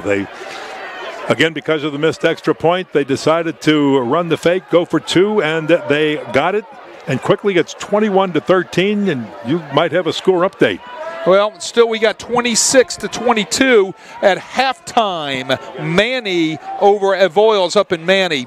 That is the other semifinal game of the 2A bracket here in the state of Louisiana. So the winner here tonight from Amite, Jonesboro-Hodge, will meet the winner of Manny or Avoyles from District 4 2A. As I said, 26-22 Manny. At halftime. That was a 68-yard touchdown, Wade. A 68-yard score by Amite in the closing seconds of the first half. Swing the momentum their way. But remember, Jonesboro-Hodge will get the ball not only now for these final few seconds of the first half, but they get the ball to start the second half. Clock running, 33 seconds. Jonesboro-Hodge does not have any timeouts remaining. Well, look, it wouldn't surprise me at all. You say, well, look, just kneel the ball down and go in and get things straight, get ready to go for the second half, right? But the arm of Tadre Malone and the outstanding athletes he's got at wide receiver, it would not surprise me at all if we see something thrown deep down the field. 33 seconds is a lot of time. And correct. Like you said, Tadre Malone, he is, and again, who do you think he's going to throw to? My first guess might be Devontae Mosey. He does just about everything else. So watch number 3. Malone will have to step up. He's caught and sacked. Now remember, they cannot stop the clock. Right. Well, the first thing you got to do is you got to protect if you're going to throw the ball downfield, right? 20. Well, he didn't get the opportunity right there. Simon Powell does a great job coming in there and making the hit and getting him off his mark. They might just let this clock run out. They don't look like they're going to try to spike it and stop it, and the clock is going to run out in the first half. Jonesboro-Hodge will take it to the locker room knowing they're getting the ball to start the second half. So that's the end of the first half of play, and the Amite Warrior fans, I'm not sure if they can believe what they saw, but their team has come back to take the lead here, 21-13, and what an exciting first half of football this has been. We want to thank Academy Sports and Outdoors for sponsoring the second quarter of the game. Academy Sports and Outdoors has all the gear you need to enjoy more sports and outdoors, all at prices you'll love. And with curbside service pickup available now, it's never been easier to shop the top brands in-store and online at academy.com.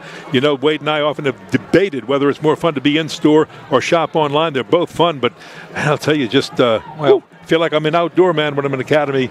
The old TV series, it's just fun. Just roaming around that store. It's like Disneyland for adults. You know? I have trouble with technology, so I'd rather go do it in store, right? I mean, I can barely work my iPhone, but I've got scores. I've got some scores. All right, and let's I've got some scores right now at halftime. Crescent City Sports, great scoreboard. Crescent City Sports, you find all the scores from all the playoff games around the state. There you go. Destrehan Zachary. Zachary up 14-13 halftime on Destrehan. How about this one? 29-21. Acadiana up on Ponchatoula. That's your 5A semifinals going on right now. So let's go down to your 4A semifinals. Westgate 10-0 over Edna Carr. Let me say that again. Second quarter, Westgate 10-0 over Edna Carr. And how about Warren Eason? Have they been scoring some points as they've been going through their playoff bracket? They are up 21-17 on Neville at halftime. Let's go down to your 3A scores right now. The 3A semifinals, Church Point is down to Sterlington 24-0. Sterlington over Church Point at halftime. And Union Parish, who has been also scoring a lot of points throughout their playoff bracket run, is up 32-6 over St. Martinville. We all know the 2A scores right here in Amite. It's 21-13, Amite over Jonesboro-Hodge. And I've already said it a couple of times. Manny right now 26-22 at halftime over Avoyles. Let's go down to your 1A semifinals. Your 1A semifinals, Oak Grove 7-0 over Logansport. That's a tight football game at halftime. And also at halftime, Homer 20-0 over Haynesville in that long-time rivalry up in North Louisiana. So we've got some great games going on around the state. And like I said, go to the best scoreboard. And also Kenny said the best scoreboard in the state of Louisiana, CrescentCitySports.com. Got a crook neck here just trying to see the scoreboard. There you go. we have to sort of lean out to be able to see the scoreboard, folks. But wow. We're making it happen. We're making it happen without question. But wow, let's just talk about this first half. Your comments on the play of both teams in the first half. Well, what we talked about in the pregame show when we were just getting started here tonight, the electricity offensively that we could see out of both of these football teams, and you've seen it. Both teams have kind of traded punches. They've made mistakes. They've capitalized off of the opponent's mistakes to be able to score points, and I think both of them have both found an offensive equation. Run the ball outside, don't run it in between the tackles, and use your speed into the open field area and create one-on-one situations. So the question is in the second half is who is going to make the adjustments to stop that outside running game. Okay? Again, both teams have had kicking miscues, which could come back to haunt one of these teams towards the end of the fourth quarter. You don't want to have kicking miscues in the semifinals, Kenny. You look at the way this game started, and you're right. And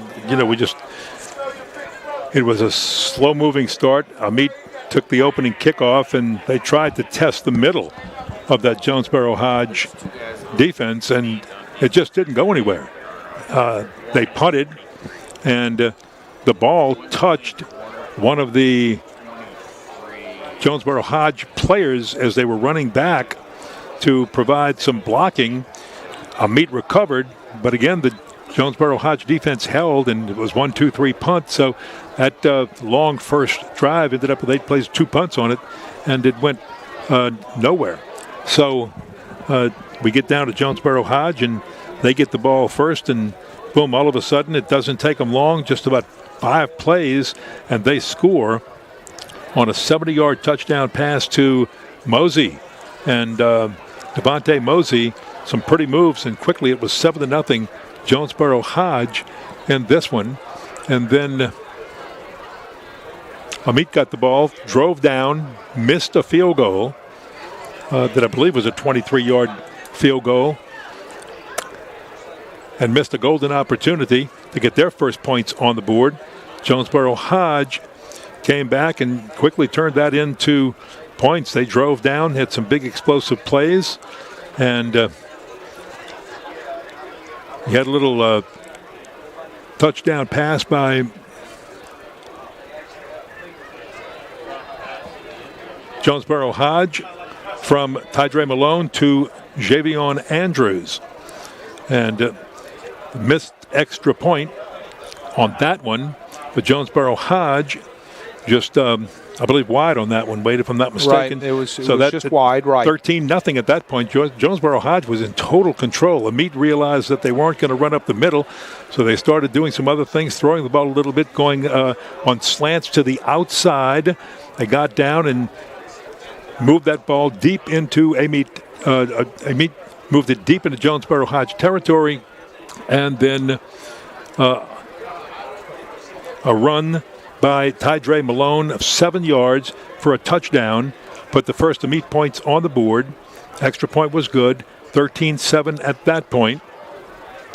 And after that, Jonesboro-Hodge, not able to do a whole lot, has to punt the ball away. And at that point, Earl Jackson on a short line drive punt made just a beautiful return of, I believe, about 35 yards right in that area, and gave them great field position deep in Jonesboro-Hodge territory. Didn't take a whole lot of room, about a 3-4 play yard drive and a 9-yard run by quarterback Jalen Robinson. And the extra point attempt was off the mark. That's the one that was mishandled, I believe. Right. And, no, that one, I'm sorry, that one was a missed extra point wide. And we were tied up at 13, so that was an opportunity for Amite to take their first lead in the game, and they didn't. And then as this Jonesboro-Hodge team took it down, they drove down, had to make some decisions on 4th down. Correct. You remember that? And yes. Then on 4th down, went for it, did not send the kicker, Chance Leonard, into the game to attempt a short field goal. Instead, went for it on 4th down, didn't get it, turned it over on downs, back to Amite, and we were still tied at 13.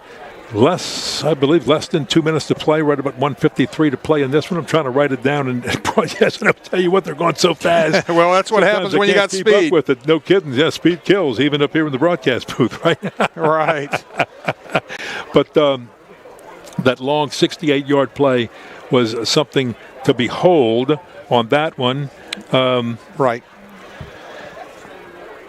Well, I mean, you know, the thing, like you said, Kenny, the team speed on both sides of the football is amazing, and we talked about that, like I said, in our pregame, about how the speed is going to be a huge factor here tonight for these defenses to have to deal with. So I look for more of that, obviously, and I mean, if I'm one of these coaches, I'm making sure I'm using my speed out on the edges, like we had talked about, to make sure we have some sort of room to run out there and get those one-on-one matchups. There's no doubt about it. Most schools now, or most games now, are in halftime around the state. Still looking at some great scores there in resolve to the scoreboard, and really some really close football games in this semifinal round out there tonight, Kenny. And I tell you what, the one that's really got me is Westgate is up 10-0 on on Edna Carr down in New Orleans tonight. What a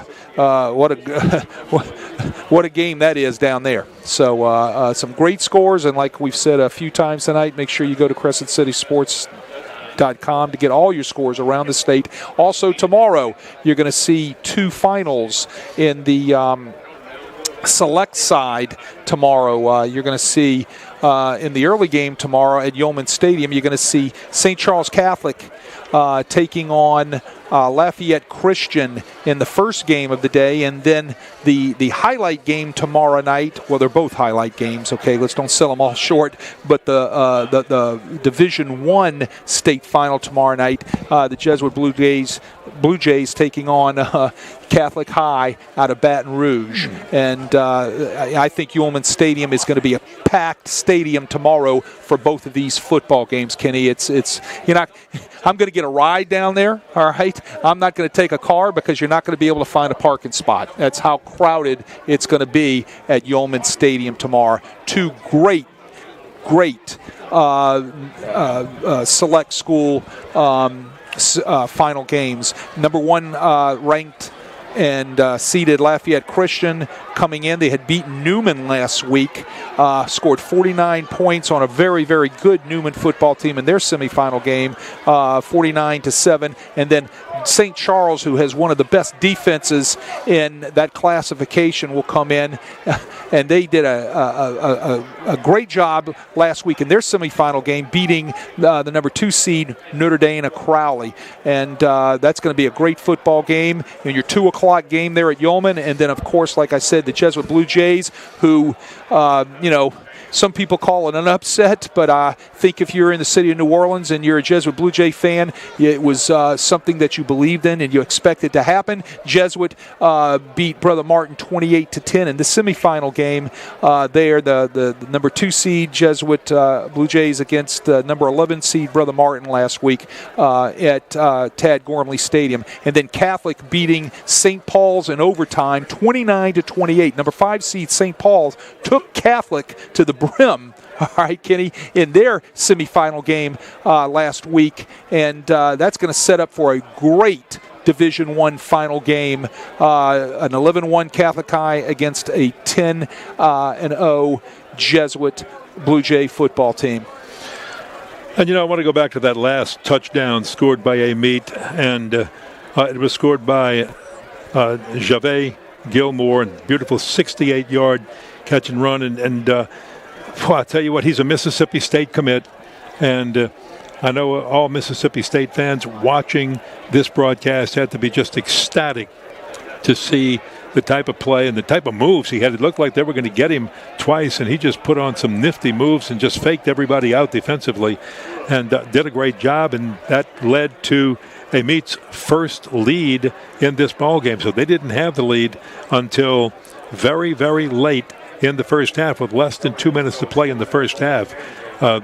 Jonesboro-Hodge took the lead early, led it 13-0. Eventually was tied at 13.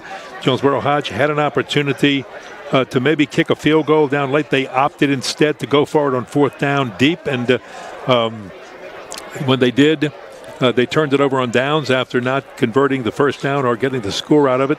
And at that point, you had that great play by Javet Gilmore from quarterback Jalen Robinson, and the rest is the rest is history, if you want to say it like that. But what a comeback by Amite, and that's going to fire up Amite's defense. But the good news for Jonesboro-Hodge is they chose not to throw a couple of Hail Marys down the field on the last play. They had no timeouts remaining, and I understand definitely Coach Terrence Blankenship's thinking on that. The last thing you want to see is something crazy happen, fumble picked up and run back. You want to go in, you're down by 1 touchdown, and you're going to get the ball first to start the second half. Well, you're going to get the ball first, okay, so you didn't want to make any mistakes. But, here's the deal, all right?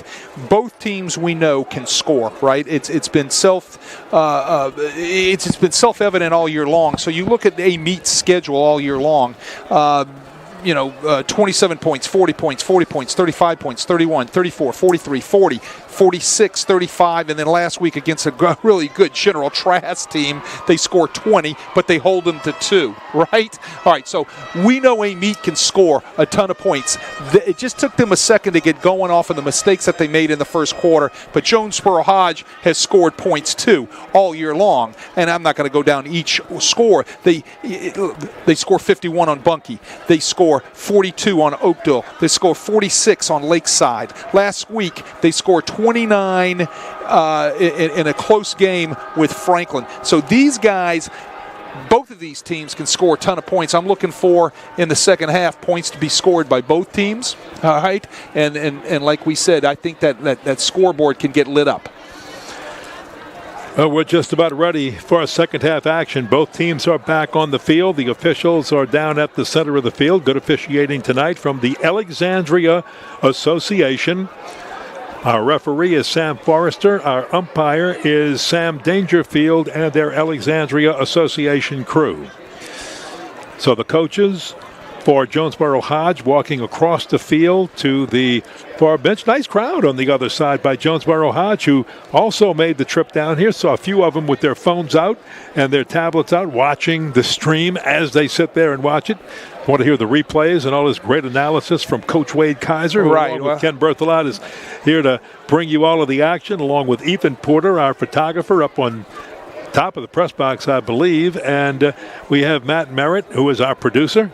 Well, and Rick Thompson, the old retired NFL scout, is our spotter. Well, you're talking about guys sitting there looking at the stream on their tablets or their phones or what have you. That reminds me of the days I listened to games on a radio at the stadium, a little transistor next to my ear. Is that the same thing? Does that qualify? Yes. Right?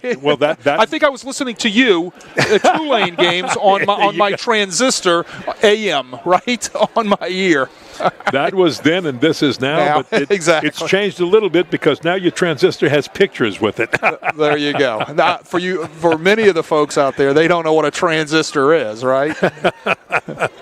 Yeah, they even came in television sets back then. Well, there you go. But I was listening to you. And I believe I was broadcasting games of schools you were coaching at times too. So there you go. Very interesting.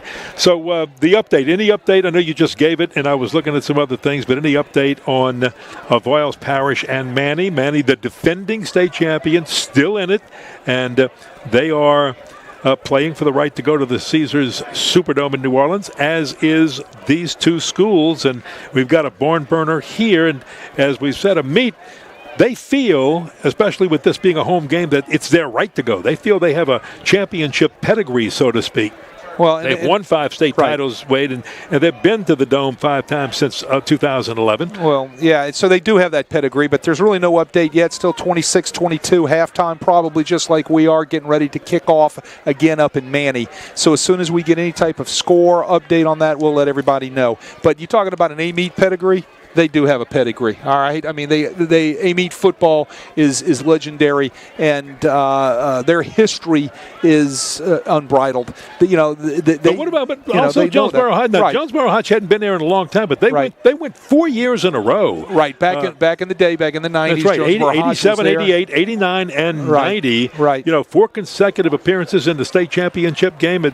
They were there, but it's been a long time. It's been 30 years, and I think Terrence Blankenship has told this team, we can do something that our fans have been waiting for. Tiger Nation has been waiting for 30 years, 3 decades. Let's get it done. And I'll bet you that came out of the locker room at halftime. Well, there you go. I'm sure he reminded him that, and I'm sure the coaches from Amite, Coach Powell, reminded them of their pedigree. That's a very good word right there, and what it means to be an Amite football player, as well as what their pedigree is. So it's going to be an exciting second half, and this is for that opportunity to be playing in a state AA final next week at the Superdome. And by the way, that game, as the Jonesboro-Hodge Tigers take the field. Amite is already on their sideline. That game is next Friday, 1 week from today. It is an afternoon game, 3:30 p.m.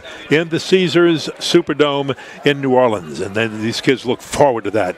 You're playing on the field the Saints play on. You're playing in the big building. Fans from all over come in and watch all the games. New Orleans fans back up, and in this state, statewide, fans back up prep football. They believe in Friday Night Lights here, and there's going to be a lot of people in the Superdome to watch whichever one of these teams is there representing 2A. Louisiana per capita has some of the best high school football players in the state. There's a guy that just left Notre Dame and went to Baton Rouge knowing that. Yes. Who also at Notre Dame recruited a lot of players and has signed a lot of players over his tenure up at Notre Dame out of Louisiana. So he comes down here knowing what the pedigree of a Louisiana football player is, knowing what the pedigree, I like that word pedigree. You gave me that. There you go. You know how long I spent in the Collins Dictionary online to find that? I'm glad you're using it a little bit. I think that was one of my ACT words back in 1977, right?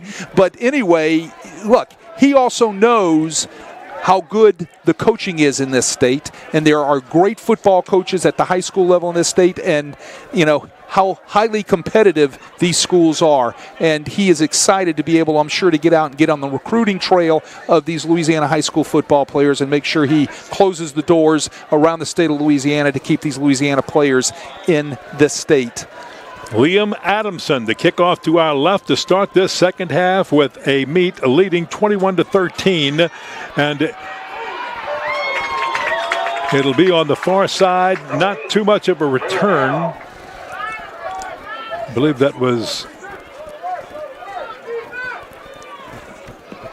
Malone and Rantrell Thompson were back. Ashton Terrell on the stop. So Jonesboro-Hodge will have it 1st and 10. It was run back to about the 33-yard line. Well, let's see if Jonesboro-Hodge stays with the formula of running the ball and getting it outside on the edge. Let's see what adjustments Amite has made. At the 33 with lots of motion in the backfield. They'll hand it off to Thompson. He'll slant off the left side and get a few.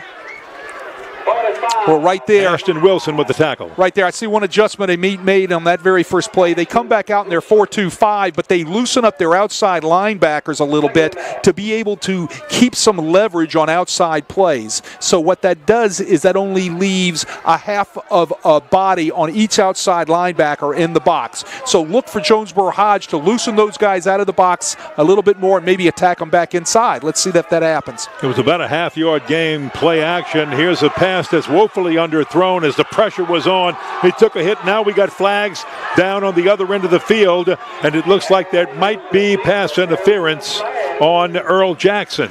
Well, that was pass interference because he got held right towards the end of the play. Let's see if they called pass interference right there. It's a 10-yard penalty from the previous spot, and the ball was thrown up in the air. The Amite Warriors wanted an uncatchable ball and all of that, but there's none of that in high school football. It's just common sense on whether or not a receiver could come back and catch that football, and he was trying to get back to catch the football because it was miserably underthrown, and he was held up by the Amite corner, Earl Jackson, and thus he drew the interference penalty. And it was underthrown because Tydre Malone was under heavy pressure. They were coming, and he had to get rid of the ball quick, being hit as he threw.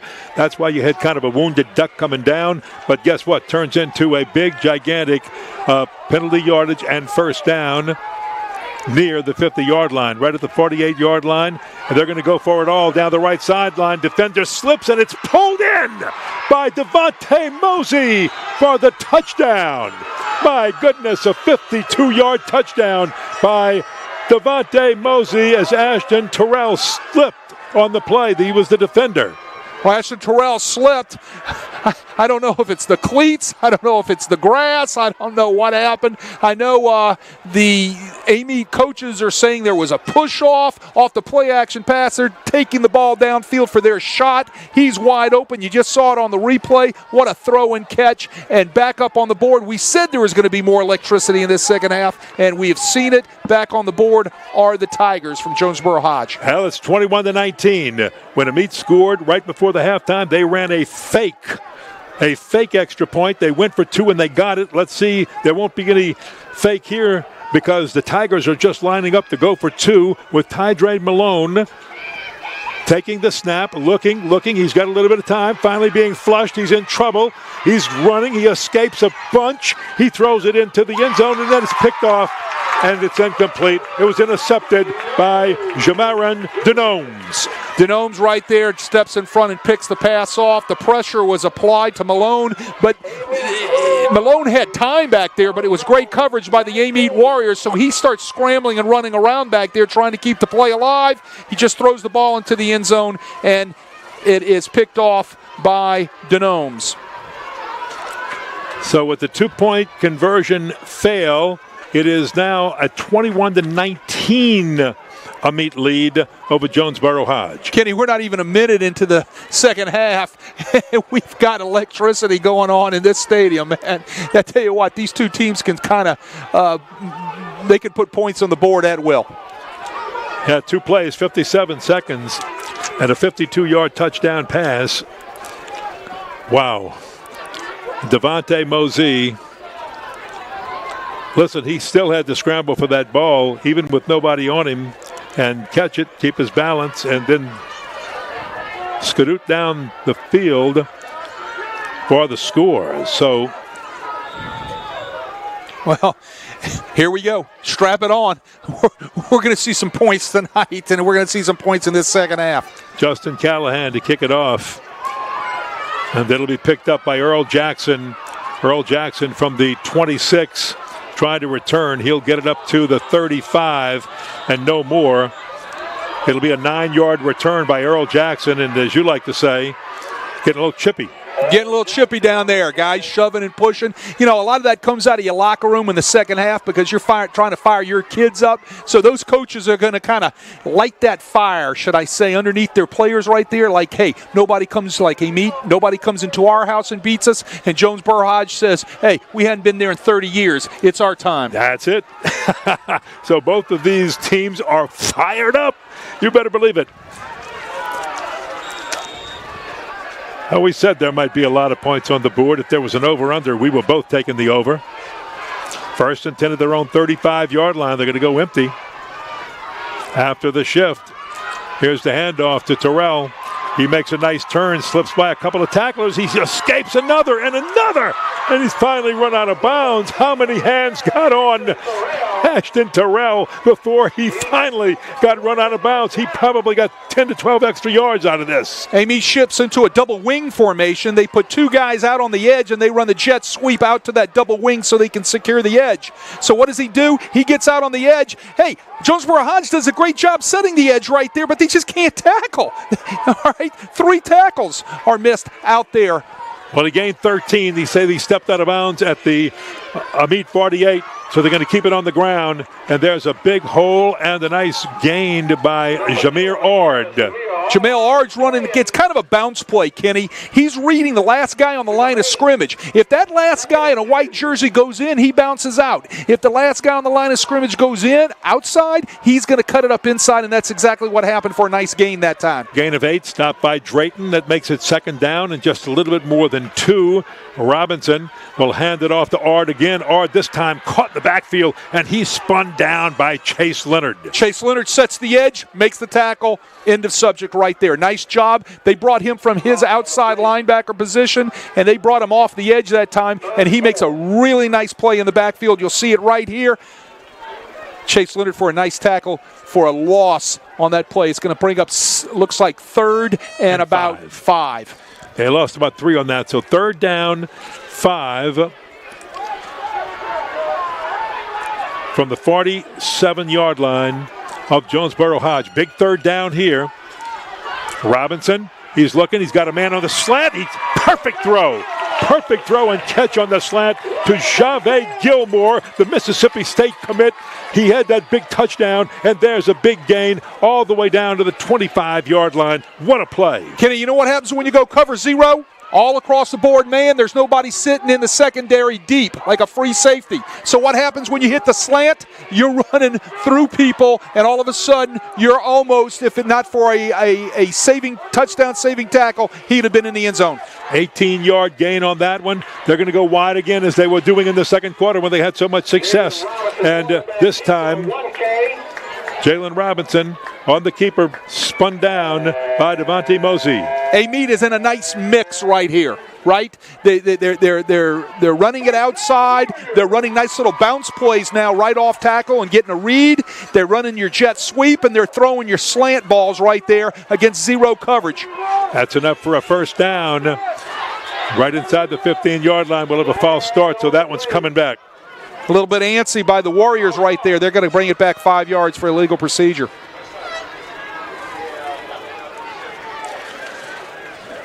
That is the, I believe, first false start on Amite. Jonesboro-Hodge only has 1-2, so pretty good discipline by these offenses tonight. Let me say this. A team like Amite doesn't worry about being off schedule, right?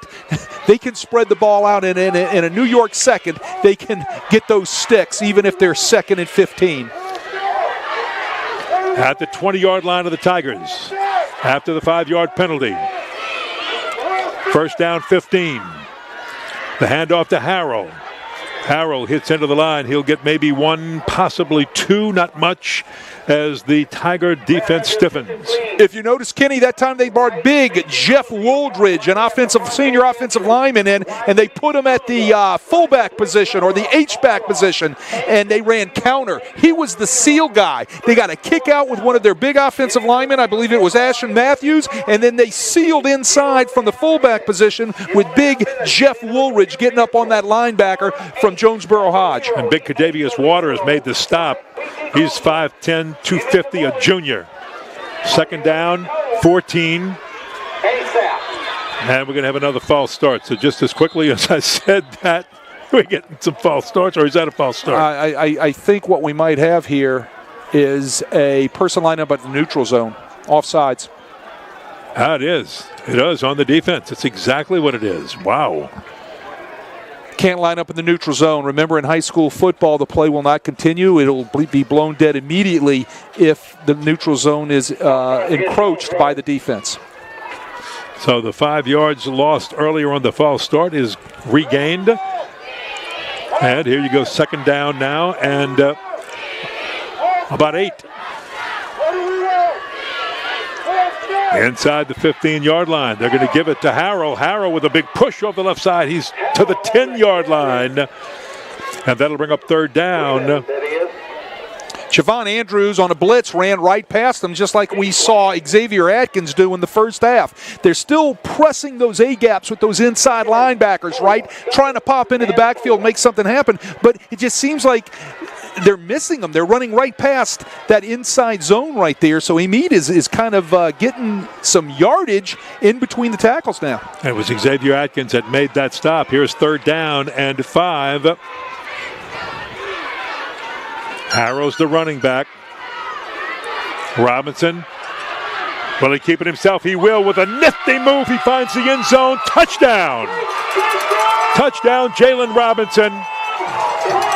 Well, Jalen Robinson right there made a great move on Xavier Atkins. You can see Xavier Atkins here on the replay is going to scrape right outside to contain Robinson, and then he just misses him. I mean, he's right there to make that tackle, and he should have made that tackle, and it's a semifinal game. It's a semifinal tackle you got to make, and it just doesn't take place. They're going to look back at that tomorrow, and they're going to say, what if I would have made that tackle? That could be something big that they're going to could be hurting them. Boy, Liam Adamson almost had that blocked, and he somehow got that kick out and through, and it's 28. Kenny, you're leaning out that window. I'm scared you're going to fall. Rick, you need to hold on to him so he doesn't fall out that window, man. Hold on to that belt, right? But no, 28-19. How was that not blocked? I'm telling you, it looked like it was going to be. It looked like a blocker coming in, and the ball looks like it just went through him. Just right under him. Right under him. Correct. He was all over that. I just don't know how that wasn't blocked. But getting back to the touchdown score right there by Robin, he put a move on a guy tonight that's having a stellar night, Xavier Atkins. Xavier Atkins was faked out of his shoes right there at about the 3-yard line. That's a play that should have been made. That's something that will come back and haunt you. Missing tackles down inside the goal line when you have them bottled up. Absolutely. Wow. Well, I got to catch my breath. I mean, all this scoring, right? One possession each, one score each, and we've got 7 minutes and 22 seconds to play. Third quarter. Amite has given themselves a little bit of breathing room between them and the Tigers of Jonesboro-Hodge. Adamson to boot it. It'll come down to Justin Callahan, who picks it, turns, trying to find something, gets near the 40. He'll blow him down at about the 38-yard line after a short return. Well, they got a barn burner going on in Manny. Here's a third quarter update. Manny 34, Avoyles 30. Wow. Wow, the defending champions, all they can handle with Avoyles, who is 4th seeded. Jonesboro-Hodge, the 11th seed. Amite High, the 6th seed. Who gets the right in both of these games to play at 3:30 p.m. next Friday, December the 10th, in the Caesars Superdome in New Orleans? That's what they're battling for right here. Let's see what Jonesboro-Hodge comes out and does. They still need to attack the outside flanks. At the 38-yard line, they're going to keep it on the ground. That's Thompson. Ball comes popping out, but he was down. He was blown dead. The play blown dead. Well, Amite still has come back out in their 4-2-5 front. Like I said, their two outside linebackers have widened out a little bit. They're trying to get half a man inside, half a man outside to try to defend against Thompson from bouncing outside on inside running plays, which he had some success on in the first half. Well, at their 41-yard line, 2nd down and 8 for the Tigers of Jonesboro-Hodge. Keep it on the ground again. They're trying the middle, and they're not having a lot of success with the middle of that Amite line. So they're going to be facing a 3rd down now after that run. Ashton Wilson. Well, they tried to pound They tried to pound the inside zone, like you saw on your replay right there, and like I said, that's not where it is. So look for some sort of play-action pass off of that. Kevin Andrews had come in for that play, now checked out and back in. It's Tydre Malone. Tydre escapes. Looks like they had him. He'll tuck the ball under, and he's got the first down. He's got the first down for Jonesboro-Hodge. What an escapability play by Tydre Malone. My goodness, Zamian Waller made a tackle finally after Tydre Malone was showing how he could get loose. Jonesboro-Hodge goes 4-by-1 empty, right? So they bring blitz. Amite brings blitz. No place to go. Malone, what does he do? He just escapes everything, like you said, Kenny, and just runs straight back up the middle of the field, and he picks up a first down. What an athlete Malone is. Wow, I'm telling you, folks, this is something to behold here, man. Goodness. A lot of athletic ability out here on this football field tonight. On both sides. Correct. Whistle. We've got timeout called for Jonesboro-Hodge. And they're going to call their first timeout of the second half with 5 minutes and 19 seconds on the clock in the third quarter. What are they talking about here, Wade? Dinner tonight after the game. No, no. Seriously, what they're talking about is I think he calls the timeout here because he either doesn't have his personnel on the field that's right, or he just doesn't like the play. Okay, so you can't waste plays. correct? So let's call a timeout. Let's get things straight. Let's don't end up in a negative play on this first down, because everybody talks about third down conversion. It isn't about third down. It's about first down. You've heard me say that 1,000 times, what you do on first down, correct? So he sees there's an issue. He feels there's an issue. He calls timeout. He wants to make sure everybody's on the same page and everybody has we have the right personnel on the field for this play. You know, it's been a long day for Jonesboro-Hodge. They left Jonesboro-Hodge at 9 o'clock this morning. Yeah, they're getting hungry. They had to come down. They had a pregame meal. They had a walkthrough at Southeastern Louisiana University. Right. Then they came here to the field, got a little rest in between, and have performed, as has Amite, admirably in this game. He's going for it all. Here's the throw by Malone. He's going for, he's got Mosey, and Mosey is in the end zone. Touchdown. My goodness, a 46-yard touchdown from Tydre Malone to Devontae Mosey. He beat Simon Powell again right there. How big is Mosey tonight going up for those 50-50 balls, and how big is Malone putting that ball right on the money on that particular go route right there? And that's nothing but go route. That was in the huddle saying, all right, Mosey, you're going deep. You're going to get one-on-one from Powell. We're going to throw the ball out there. You're going to go up and get it, and you're going to score a touchdown. That's exactly what happened. Jonesboro-Hodge on the board again. Well, you're down by 2. 28-25, down by 3, looking at the scoreboard. Here comes the point after. This one looks good, and it is. Didn't need to go for 2 there. You just needed 1 in case you got close for a field goal. We're not. This isn't all the scoring we're going to see tonight. No, not by a long shot. But what was fun right there, Ken, I don't know if you noticed, the kicker for Jonesboro-Hodge was a straight-on toe kicker. How exciting is that? He walked into the ball. How exciting is that? I love it. You just don't see that much anymore. That's my era, man. There you go, buddy. That brings you back to... That brings you back to throwing out the old square-toed shoe, strapping it on with the little thing you're going to pull your toe up with and kicking it straight on. Or Tom Dempsey, who had Exactly. the birth defect and used the square toe shoe to kick the longest field goal in NFL history for the New Orleans Saints in J.D. Roberts' first game as a head coach, which was a 63-yard field goal way back then, long time ago. 5:09 to play third quarter, a 2-point game now. Amite leading by extra points. That's the difference in this game right now, is extra points. Well, like I said, I don't think we're going to see the end of the scoring tonight. Not by a long shot. So now we go the other way, the kickoff to Amite. This will be Callahan kicking it. And this is going to come on 1 bounce. Not a big return, but still great field position because of the squib kick. So Amite's going to have it at the 35-yard line. Not bad at all. Their own 35-yard line, 1st and 10 for the Warriors of Amite High.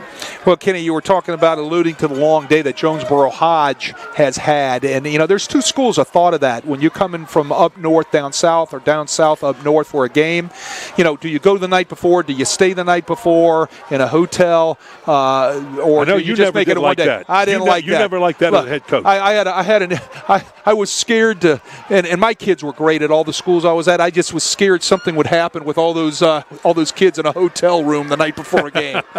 Absolutely. Oh, this is a keeper by Robinson. Jalen Robinson on the end run, and he's up to the 40-yard line for a gain of 5 before being brought down by Jamarie Lewis. But he finds a lot of room again on the quarterback keeper getting around the outside edge. Jonesboro-Hodge sells out with inside blitzes right there. I don't know why they want to keep doing that when I think Amite has just said, we're going to stop running inside. We're going to run the outside bounces, outside stretches, and we're going to find some room outside. 2nd down and 5 from their own 40. This time they're going to slant off, and here comes Ord. And he breaks a tackle. And Ord running down the sideline. Run's going to take it all the way. My goodness. A 60-yard touchdown run by Zamir Ord. Again, running through the arms of Xavier Atkins, who misses a tackle on the Amite boundary on Ard, and Ard just stays upright and tiptoes down the boundary for another Amite score. Like I said, we have not seen the finishing of all the scoring tonight. Wow. You know, we thought they were kidding us when we walked in the stadium, and they said, you think we should put a number 1 in front of both the home and visiting teams' number blocks on the scoreboard, and it's not so out of reach, is it? Well, I'm just glad I took the over tonight. Liam Adamson, high snap, put down well. Adamson kicks it good. And with timeout on the field in the third quarter, 4 minutes and 14 seconds to play in the third, 35-26. Amite leading over Jonesboro-Hodge. Wade is checking the scores right now, and fourth quarter score from Manny's. Manny's still up 34-30. It's in the fourth quarter there in North Louisiana. Let me run through a few other scores for you real quick. 5A, Zachary 21, Destrehan 13, Ponchatoula 36, Acadiana 29 in the 5A semifinals. 4A, real quick, 37-17, Warren Easton over Neville. And looking for that car score. Don't seem to have it. It's not coming up here. We'll get that one back to you shortly. 3A real quick before we go to the kickoff. Church Point down 31-0 to Sterlington. And then Union Parish is up on St. Martinville 32-12. Liam Adamson will kick it off. Kicks it to the far side. The return by Brontrell Thompson. Short return, still good field position at the 27-yard line for the Jonesboro-Hodge Tigers. Well, here we go. Let's see what Jonesboro-Hodge is going to do. I do think we will see somewhere again in this particular series of plays for Jonesboro-Hodge an attempt of Malone to Mosey again. It's worked. It's worked. Devontae Mosey. Folks, I'm telling you, colleges around the nation, if you're not here recruiting some of these kids from both of these teams, you're missing some special talent. Malone with the football. Slant over the middle. Ooh, right a little bit behind and off the fingertips of Justin Callahan. Well, Callahan had that one drop down in the end zone, and that one I think was catchable. He had to kind of twist his body around to catch it. A little bit behind him. Right, a little bit. Well, a little bit behind him. Semifinal game, you got to make that catch. If it's off my fingertips and it's a little bit behind me, he's coming over to the boundary. I'm telling him to catch the football. You got to catch that. Let's see how they make up for it here on second down and 10. At the Tigers' 27. Here's the give over the left side. Breaking tackles. Look at this. Close, but just short of a first down. I believe it's going to be very, very close. Christian Smith on the tackle. And that time just a good run by Drayton. Well, that's the first inside running play for any substantial amount of yardage by Jonesboro-Hodge, running in between the tackles right there. He got a crease, and he got a little bit of yardage, got his shoulder pads north and south, and he picks up the first down on a nice run. Javion Andrews in the game. He's got a score tonight. They did get enough for the first down, so they gave him the first down, and there's just absolutely nowhere to go. But I believe he recovered it. Dropped the ball, but he got on it himself to avert disaster right there, and he'll lose 3 yards on that play. It happened on the exchange. Drayton just didn't get the exchange from Malone very cleanly, and he was lucky because he was getting hit right as the ball was being exchanged, and he was lucky to get back on that ball. That could have been recovered real quickly and real easily by an Amite Warrior, and they'd have been in business again. That was Tavius Drayton, a junior, 5'11 junior. Malone. He's looking, he wants it all. He's got a man open, caught by Jamara Lewis. Wow, Jamari Lewis all the way down inside the 30-yard line. Well, Jamari Lewis runs a nice little skinny post route, and the ball is put on the numbers. So it was a beautiful throw by Malone, but what was really nice was the protection and the time that he had. That offensive line from Jonesboro-Hodge doing a nice job protecting Malone that time so he could deliver that ball on time. We got a timeout, Amite. I think this is their first. It is their first timeout, coming with 2 minutes and 43 seconds to play in the third quarter, and it gives us the opportunity to remind you that Gibbs Construction is our third quarter sponsor. Crescent City Sports Prep Football is brought to you by Gibbs Construction in the third quarter, a leader in the construction industry in Louisiana and the Gulf Coast for more than 35 years. Transforming dreams, visions, and plans into reality. That is, folks, Gibbs Construction. A lot of athletes came out of the Gibbs family, most going to Jesuit High School in New Orleans, and then many on to Tulane University. Right, really good stars, really good players, baseball players, very good baseball players. Good baseball family, and the name here in South Louisiana, especially in the New Orleans area, well known. Gibbs Construction. I want to thank Gibby and the family for all they do for a number of things and projects and charities, and especially for helping with high school sports here on Crescent City Sports. 1st and 10 at the 29-yard line. This is right up the middle and not too much. Number 71 for the Warriors. So Ashton Wilson on the stop. And I'm looking, getting up just real slow is that Atavius Drayton? I believe it is. But he looks to be okay. Look, it's been a long day for the Jonesboro-Hodge Tigers. And you can understand that they could be a little winded at times. Wow, Malone, can he get away? He cannot. He almost did. And he's finally brought down back at the 29-yard line. And that is Jalen Vernon on the tackle. Jalen Vernon was there now, right? Nobody touched him. So if he's there now and he's in your quarterback's face, you got some sort of bust up front, correct? You got a protection issue. You got to get that fixed real quick because Malone had a wide open receiver, and believe it or not, guess who it was? It was number 3, Devontae Mosey, on a skinny post off the play action. He just didn't have enough time to get him the ball. Just under the 90-second mark in this third quarter. Tigers of Jonesboro-Hodge need points on the board. He's open and finds his man Andrews. So he got a few all the way down to the 26-yard line, but that will bring up 4th down. I think they're not 4th and 8. They're not in field goal range. So they're going to have to go for it. It's definitely 4-down territory, no doubt about that. 4-down territory. And here's the thing, you don't need it all.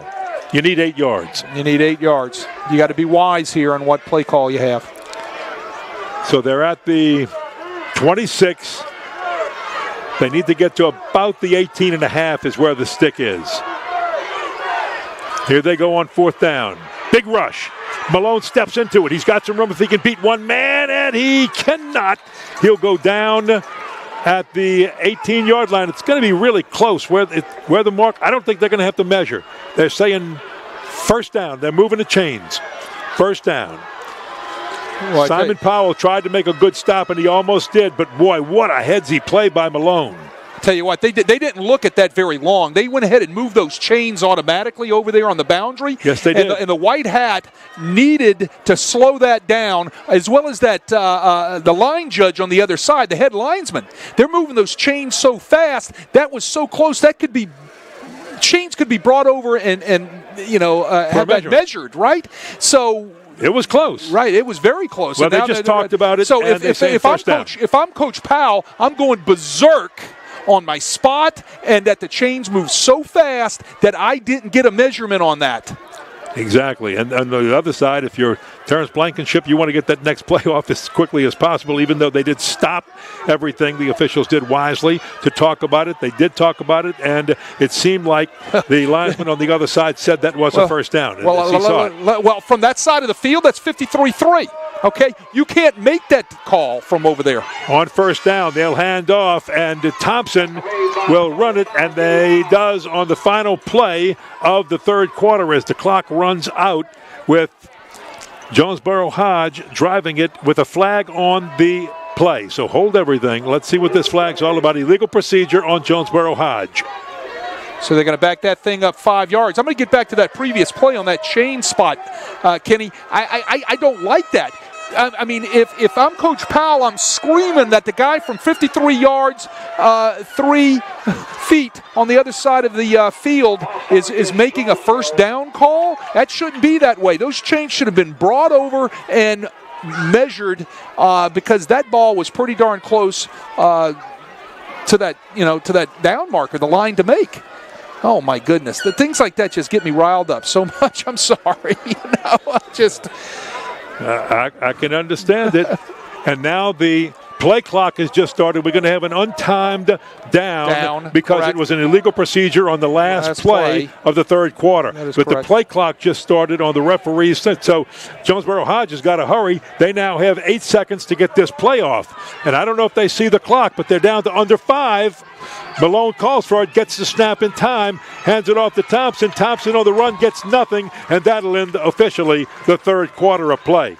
So after 3 quarters with Zamian Waller making the tackle for Amite, we have a score of the Amite, the home-standing Amite Warriors leading the Jonesboro-Hodge Tigers 35-26. And as we start the fourth quarter, it'll be Jonesboro-Hodge threatening on second down. Let's get you an update. Let's get you an update on that other semifinal game for Manny. Kenny, we've got Manny up 40-38 over Avoyles. It's like right here. 2 barn burner semifinals going on. Wow. A lot of points being scored. Yes. My goodness. Well, we've seen just about a little bit of everything in this game, and I would imagine they're seeing just about a little bit of everything over there between Manny and Avoyles. Manny, the defending 2A state champions, trying to go to the Caesars Superdome again. Avoyles saying not so fast.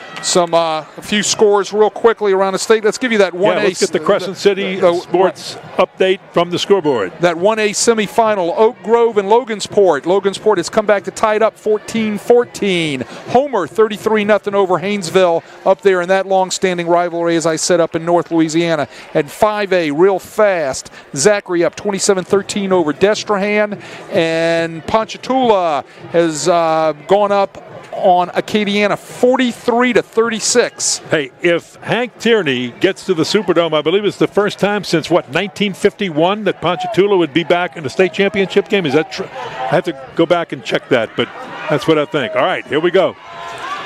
Second down, 12. Ball at about the 20.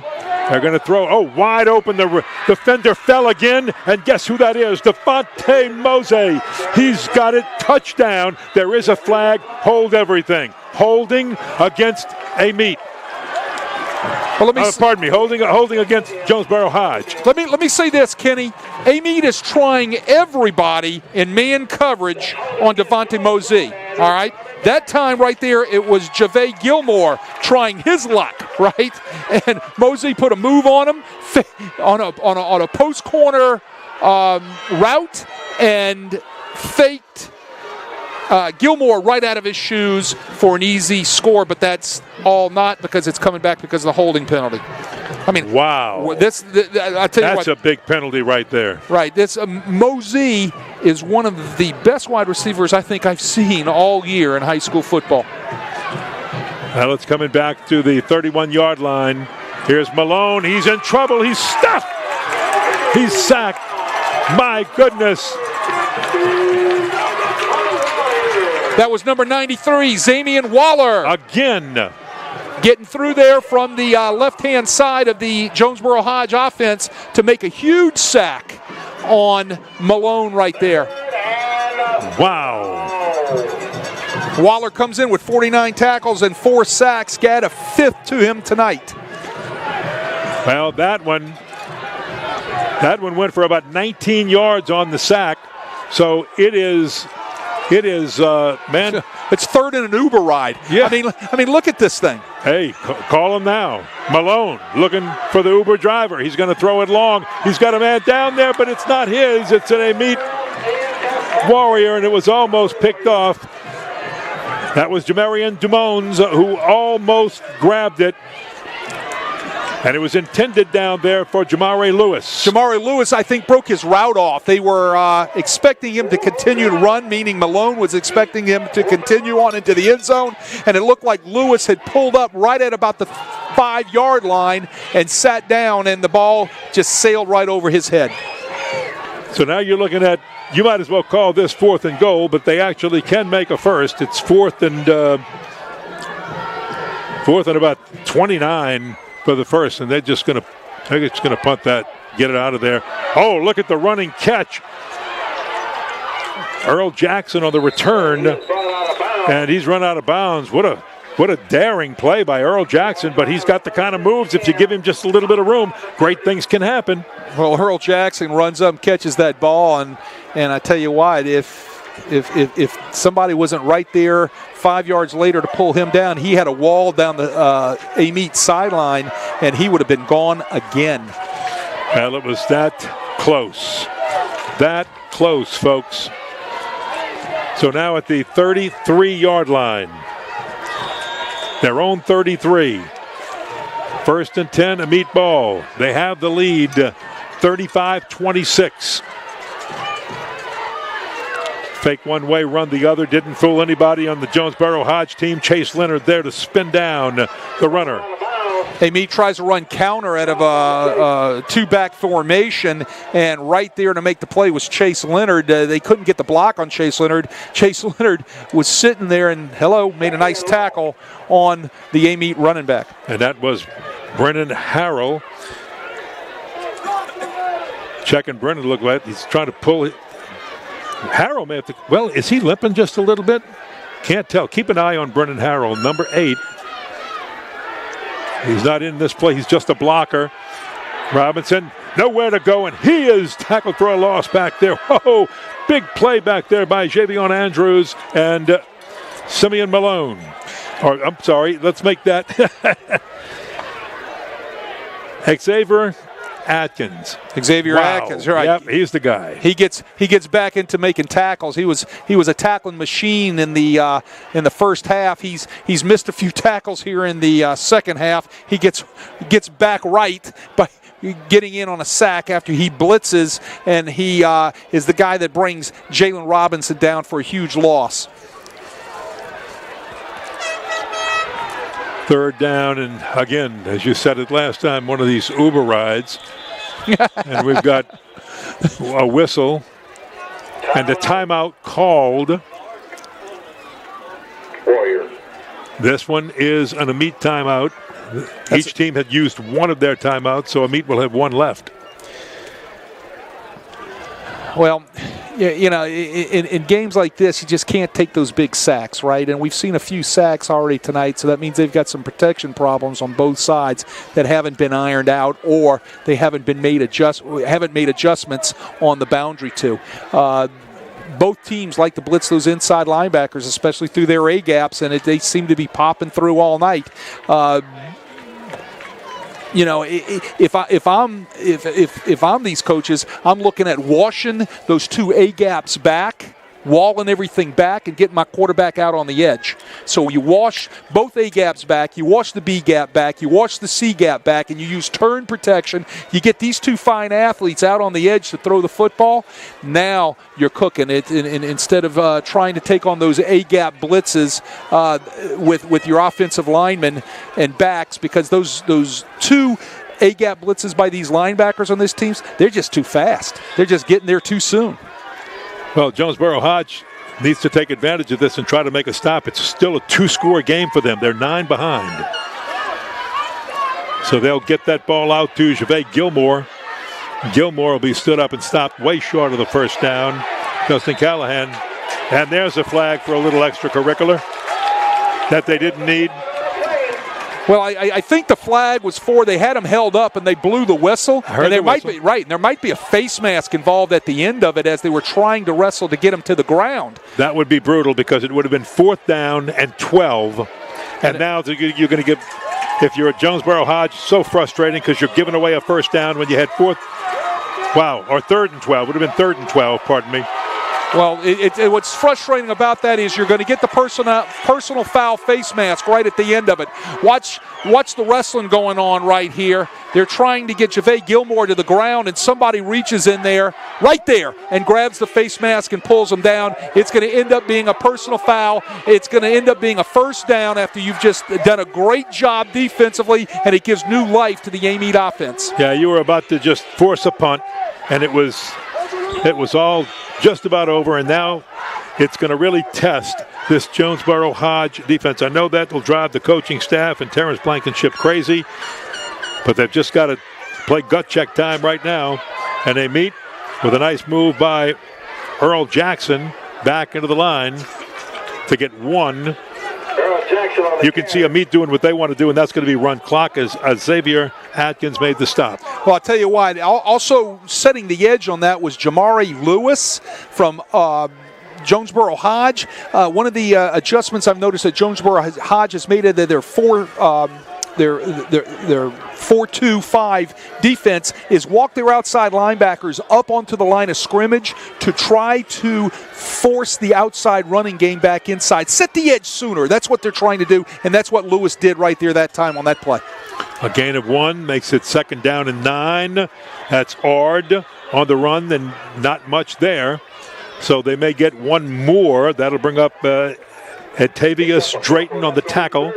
So that makes it now 3rd down and 8. And this Tiger defense, after extending this play with that personal foul penalty, is stepping up to the occasion. If they can hold here on 3rd down and 8 as we near the 8-minute mark in this game. Big third down. Big third down right here. 3rd and 8. Let's see where it goes.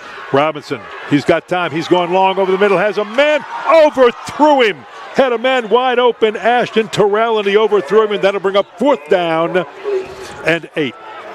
It was almost as if Chase Leonard gave up on the post route right there on his coverage. All right? I think he said, boy, Ashton Terrell's fast. I can't catch him. I'm just going to kind of slow down. The ball, though, just sailed right past him. Couldn't connect. Ashton Terrell is fast. Now, Devontae Mosey is back to return this punt. Oh, my. And I'm telling you, folks, he does it all. Kick returns, punt returns. High snap, big rush, and they blocked it. It's blocked. It's blocked and it's squirting around, and Jonesboro-Hodge is going to have great field position. It may have been Chase Leonard on the block. Check it out. Well, they're all over that punt. All right, they were there before maybe the ball got there. Look at that. Bang. Right up the middle through the A-gaps. One hand block, bats it down to the ground. Jonesboro-Hodge is in business again. How about that for making up for the personal foul penalty? Your defense comes up and stuffs them on 3 downs and then blocks a punt.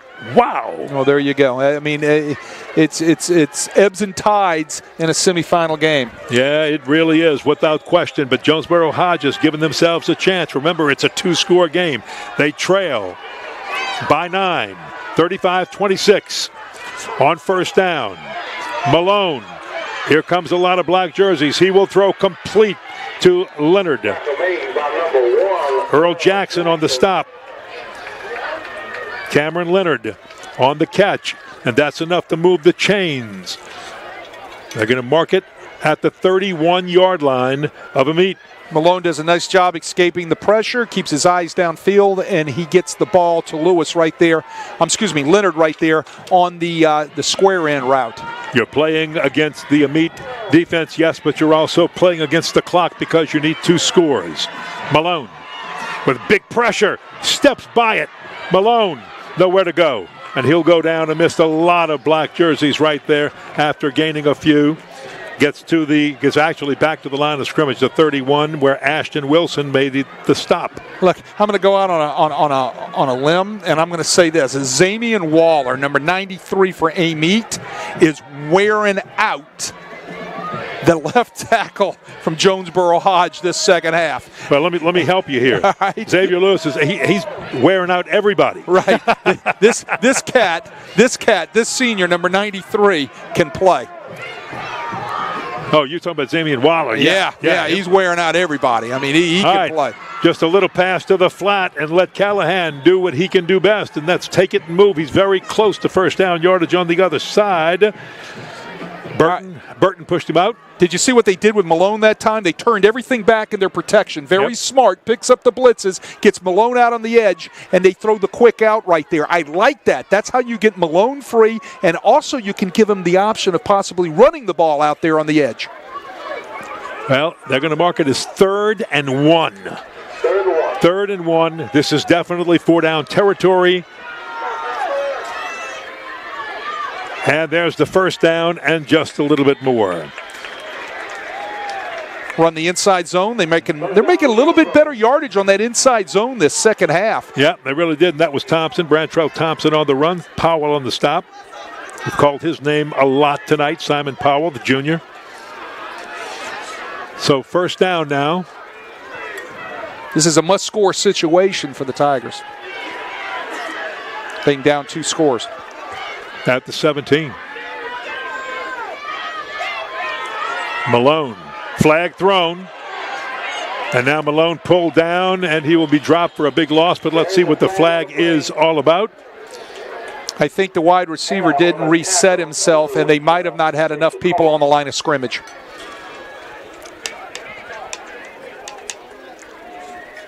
Yep, illegal procedure. But there's your guy, Zamian Waller. Right. We're making flag thrown or not, it was Zamian Waller in there making the play for the Warriors. I think they could have called 2 things there. They called the illegal procedure, but I think the wide receiver at the top of your screen, folks, didn't get back onto the line of scrimmage. He was in the backfield, so obviously you didn't have 7 on the line of scrimmage. So I think they could have got him for either or on that particular violation right there. Second and long. Second down, a ways to go for a first. Tydre Malone. He pumps once, then goes to Callahan on the left side. Callahan's brought down. Nice ankle tackle by Javay Gilmore, the Mississippi State commit, showing why Mississippi State might be getting a good one. You got to be looking at Mosey here if you're Jonesboro-Hodge. He's your go-to guy. He's your big play guy. He's the guy that can get you back into this football game because there isn't a guy out there in purple that can defend him. Third down, about 19. 4-down territory for sure.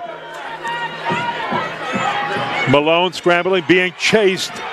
Here's the toss. It's long and a great. Did he get it?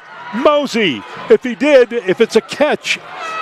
And they're saying it is a catch. My goodness, by Devontae Mosey. That's as big time a catch for Jonesboro-Hodge as you can have. Well, he's the guy you got first and goal. Right, he's the guy you got to look for. Chasing Malone out of the pocket again was Zamian Waller, who was having a great night. What happens? Mosey just runs clear across the formation, and Malone puts the ball out there for him to catch. He comes down with the ball. He's well covered, and they are in business inside the 5-yard line. 20-yard reception on a spectacular catch by Devontae Mosey. First and goal. The give to Thompson around the right side. Bumped out of bounds. He can't get there. Dumons sets the edge from his corner position, does a nice job. You guys out there that play corner in high school or pee-wee football, if you want to see the way the edge should be set by a corner, Jamarian Dumons does a great job coming up and making that hit right there to set the edge for an Amite defense. Defensively, big Braylon Leonard comes in on a goal line defensive group. He's 5'8", 240. And he's going to be playing on the defensive line. He is number 71. Keep an eye on him because he'll dare him to run up the middle. Let's see what will happen. Malone, he's by himself. Flags are thrown, and this one, Malone, they're blowing it dead. They're blowing it dead. Well, could have some sort of illegal procedure issue or some sort of numbers on the line of scrimmage again. And we've got an injured player. Looks like some cramping, but it's hard to tell for Jonesboro-Hodge. Cannot see the number. You've got it's going to be a penalty on Jonesboro-Hodge. It's going to be a legal procedure. Legal procedure. So with the player injury, as the trainers at Jonesboro-Hodge attend to him, the players of the teams outside of the injured player on the field will... We've got an update on that Avoyles-Manny game. Go talk to their coaches. What's got here? Avoyles takes the lead, 44-40 in the other semifinal game. And they ought to have just about the same amount of time as we've got. We've got 4:31. They ought to be down near that time frame somewhere in that Avoyles-Manny game. Over 60 points in this game, over 80 points in that game.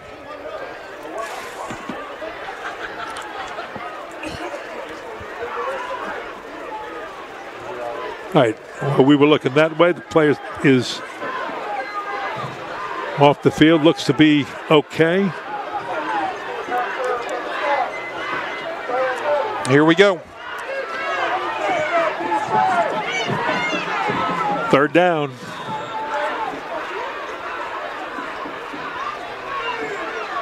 Third down and goal. Just inside the 10.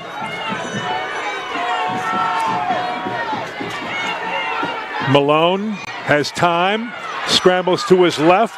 Here comes pressure. He'll throw. He's got a man. It is caught. Is it a score? No signal yet.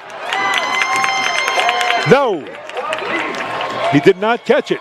Ball was a little high. He got it, but he came down out of bounds. He came down outside of the end zone. So that was not a score and brings up fourth down. From our vantage point, the ball looked a little bit high, but he did catch that ball out of bounds. Like you said, Ken, that was a great effort. If that's Jamari Lewis, right? Yeah, Jamari Lewis came down with it just out of bounds. Wow. Keeping that play alive. Malone looks one way. He was looking to his right. Everything's covered. He comes back around to his left. Evades one rusher. If I'm not mistaken, he evaded number 93, Zamian Waller again, and he puts the ball out there, almost coming up with a great catch with Zamara Lewis. Timeout, Jonesboro-Hodge. They've got to talk about this. They cannot rush this play. They need this score with 4 minutes and 17 seconds to play. They trail by 9. They need 2 scores. They need this one, because if they don't get this one, then Amite can start running a lot of time off the clock and protect their lead. So, Coach, what do I do? Terrence Blankenship calls timeout. Let's talk about what do you do? I'm looking for Devontae Mosey.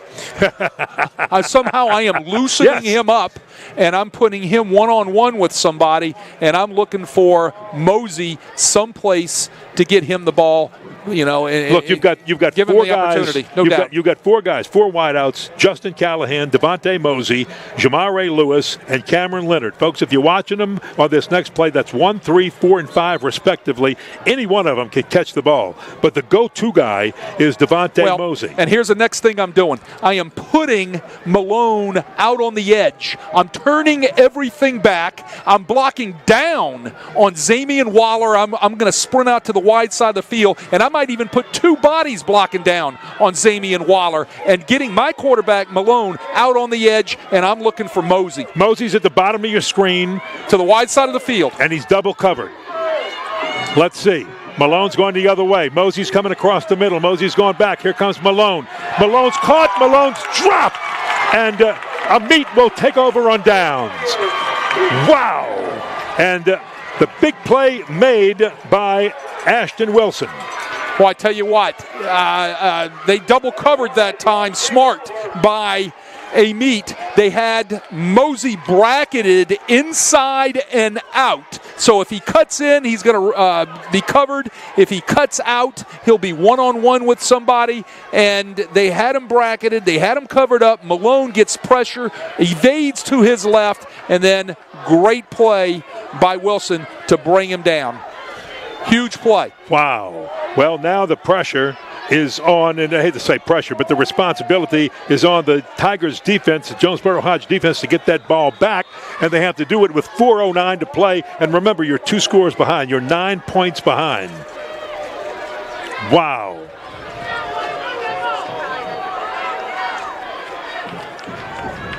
From the 12. Amite in their own territory. Goes under center for the first time tonight. Wow, you don't see that a lot in this game. So Robinson went under center and hands off. This is just clock running. You want to run clock. Simeon Malone says you're not going to run on us. No. Here's the issue I got with going under center. If you've been in gun the whole night, how easy is it to get a bad snap going under center? Now, I get it. I'm a big fan of being under center as well as being in gun, but doing both. But here in the fourth quarter with 3:40 and clock running, and you're going under center for the first time tonight? Yeah, well, that's kind of scary for me. You're right. And a good point. Jalen Robinson now. They gained 4 on that, 2nd down and 6. They're going to try just to keep it on the ground. Pound it into the line. They get out near the 20-yard line, but they're not there. They are short of the first down. That'll bring up 3rd down and about 3. Chase Leonard stopping Zami Ard, and timeout being called by Jonesboro-Hodge. That'll be their final timeout, I believe. That is their final timeout? Final timeout by Jonesboro-Hodge. Well, that's the last time out. Let's get a score from Manny, see if we can catch what's going on. They should be almost at the end of their ball game up there also. Fourth quarter, still 44-40 of Voiles with a 4-point lead deep into the fourth quarter. Let me run a few other scores past you real quick. 5A semifinal. Zachary 34, Destrehan 13. Zachary, one of the better teams in the state, has pulled away from that Destrehan Wildcat team who has been playing great defense all year. Up in Ponchatoula, 43, Acadiana 36. 4A scores. Warren Easton 46, Neville 17. I do not have a car score for you. It doesn't seem to be coming up on the scoreboard right there. 3A semifinal. Here we go. And I'll get back to this in a moment. Get back to this in a moment, because here we go, 3rd down and about 3. At about the 19-yard line. Big rush. He's just going to throw one. He had to get rid of it quick because the rush was on, and he overthrows the intended receiver, which was Javay Gilmore. Well, so that brings up 4th down in a punting situation for Amite. So in Jonesboro-Hodge, definitely still in this one if they can make something happen. Remember, last time this happened, they blocked the punt. Well, okay. Hold on. We've got a player down. Well, let's get back to what just happened on that play, all right? Robinson gets blasted by Callahan, right? He throws the ball up in the air. Why are we throwing the football right here? Let's just run that play, run that clock. They're out of timeouts. Spin the time off the clock, and let's punt the football. That's Devontae Mosey, I believe, that they're just checking on right there, and they definitely need him. Yeah, they're going to need him in the next offensive series. There's no doubt about it. But do you understand what I'm saying, Kenny? Why not just go ahead and run the football right there and run that clock? You have no more timeouts by your opponent. And he's jogging off the field on his own, so Devontae is going to be okay. Devontae Mosey is fine. He's trotting off on his own. Get a little water, get a little oxygen. Should be back out there in the next play or 2 or 3. Looks to be okay. I hope that doesn't come back to haunt Amite right there. Good point that you're making. That's maybe 30 seconds of clock time right there or more. So it's punted away. Oh, it takes a Jonesboro-Hodge bounce and roll.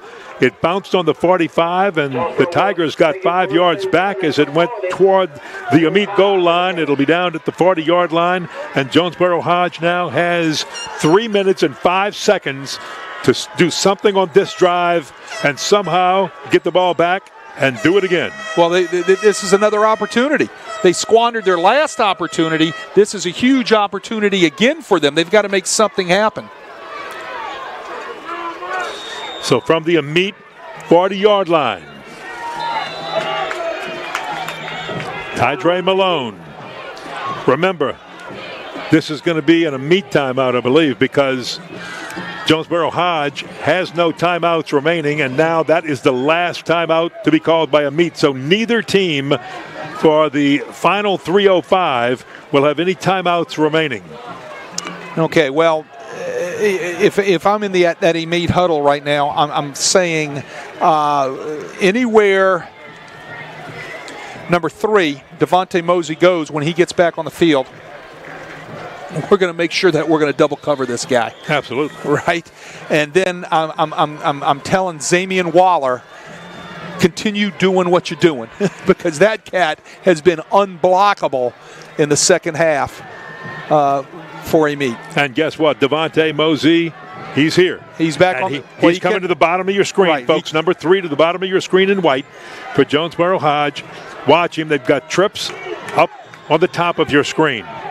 So Tydre Malone, pardon me, he's going to step into the pocket. He's going to toss one, and it's just off the fingertips, and that had an opportunity to be picked off that time, too, by Kevondre Burton. That was close. Woo!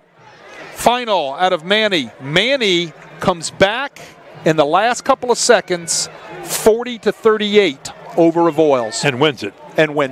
Manny, the defending state champion, is going back to the Dome, and they're going to wait to see in this one. Who do they play?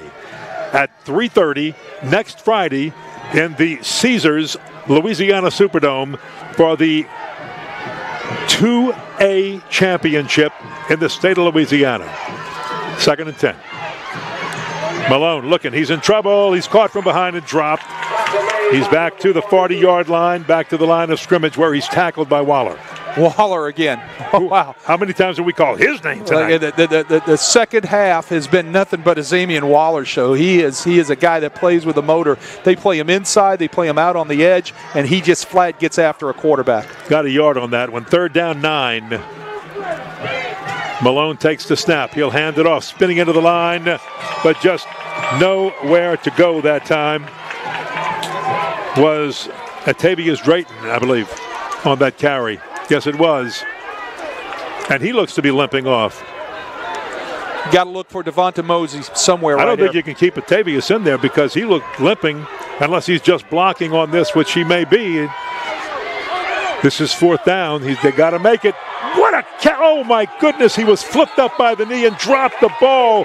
Devontae Mosey with almost a spectacular catch. It's an incomplete pass, and Amite is going to take over the ball, and Mosey is just wow. I don't think he's hurt. I think he's upset. I think he is too. I think he felt he needed to catch that football right there. He had a great opportunity to catch that football, and he gets flipped up into the air, and he didn't come down with it. I said they needed to go to Mosey. They did go to Mosey, and he almost made another spectacular catch, but he just could not hold on to it. Amite, all they have to do basically now is run the clock out. They moved the 4th down marker back. Okay, now they just flipped it to 1st down, and they're moving the chains. And I heard the PA announcer saying there was a 4th down. There's going to be another 4th down. I couldn't see it, but that's been corrected. Right. The ball goes over on downs, as we called it, and Amite has the ball, and they can run the final 1 minute and 59 seconds of this one out, and they will be going to the Superdome to play Manny at 3:30 p.m. next Friday in the Caesars Superdome, an Amite Warrior team who has won 5 state titles, and they have been to the Dome 5 times since 2011. As we talked about, they feel it's their pedigree to be there against this, or whoever it would be. In this case, we know it's going to be Manny, the defending state champs. Wow. Well, here's it should be the favorite formation of any football team that plays the game, and that's called victory formation. They should be able to kneel this thing out. And that's because neither team has any timeouts remaining. So each team has used their complement of timeouts here in the second half, and they're just going to move the pile. Not quite sure why. Well, because they could have. Well, I guess they. Well, is my math right? I thought they could just about run this thing out. They should be able to run it out. I'm scared somebody would get an ankle stepped on or something like that in that big scrum that's down there. But let's get back to Devontae Mosey again. They had to go to Devontae Mosey. He was their big play guy right there. The ball was just a little bit high on that last play for Jonesboro-Hodge, but you know what? He almost came down with that ball. That was a good defensive play, too, because he kind of got flipped up. Flipped up in the air. The coverage was great, as it has been on him all night. And he couldn't hold it, with nobody around him, and he might pull it down. So there's your victory formation as the clock ticks down to the 1-minute mark in this game. And the Amite fans are realizing it now. They're up on their feet, and they're cheering and shaking the purple and gold shakers all over. And all I can say is, if you are a college recruiter and you have watched this game, there's only one commit from both of these teams. One commit, and that is Jave Gilmore from Amite, a commit to Mississippi State. Everybody else is open, folks. Come get them. There's talent. There's people that can do some amazing things with the football. And there's the final knee. And that is going to be it. Amite, a winner in this semifinal game. They are going to the finals. The Amite Warriors are going to the state championship game against Manny in the Caesars Superdome next Friday, December the 10th at 3:30 p.m. Buy your tickets now because it's going to be a great one. There's the horn. This one is history.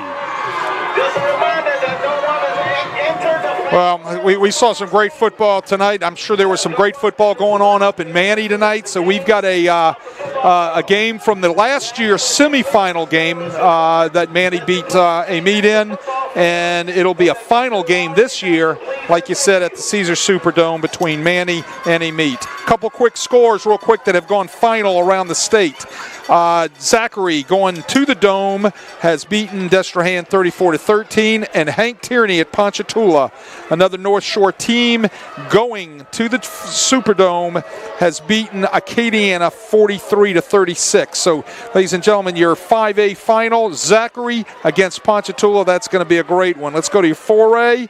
We've got a final out of Warren Easton and Neville. Warren Easton going to the Superdome. I do not have a car score as it hasn't been reported, but I got to think that's a good one going on in New Orleans. That's the game Kenny Trahan's doing on radio tonight. So that's correct. So you could probably tune into 106.5 Nash. 106.1. 106.1 the Nash. I'm sorry, I got that number wrong. A lot of numbers. A lot of numbers and a lot of numbers here tonight too. Yes. All right, so here we go. Here's another score from 3A final. 38-0. Sterlington going to the Superdome, beating Church Point, and Union Parish 45-26 over St. Martinville. So your 3A final will be Sterlington and Union Parish. We know what the 2A matchup will be.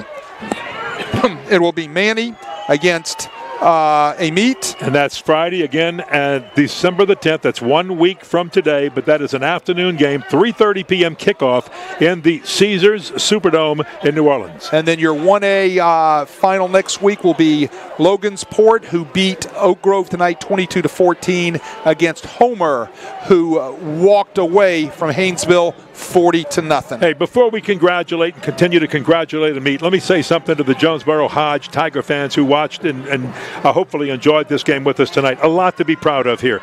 This team took the lead in this ball game. It looked like they were going to walk away from it. Good adjustments by both teams as they moved along in this contest. And in the long run, it just came down to two evenly matched teams, and somebody had to make a couple of plays. And in this case tonight, Amite just made a few more plays than Jonesboro-Hodge did, and that was the difference in the game. And you got to consider this, like we talked about, a long day for Jonesboro-Hodge. They got on a bus at 9 o'clock this morning, had to come down here. You got pregame meal, a walkthrough at Southeastern. They come play the game, and now they're going to get on the bus in a little while and have to go all the way back up to Jonesboro-Hodge. So a pretty doggone long day. And considering all of that, this Jonesboro-Hodge team, I am really impressed with them, Wade. Really impressed with Coach Blankenship and what he's done with this program. Two good football teams here tonight.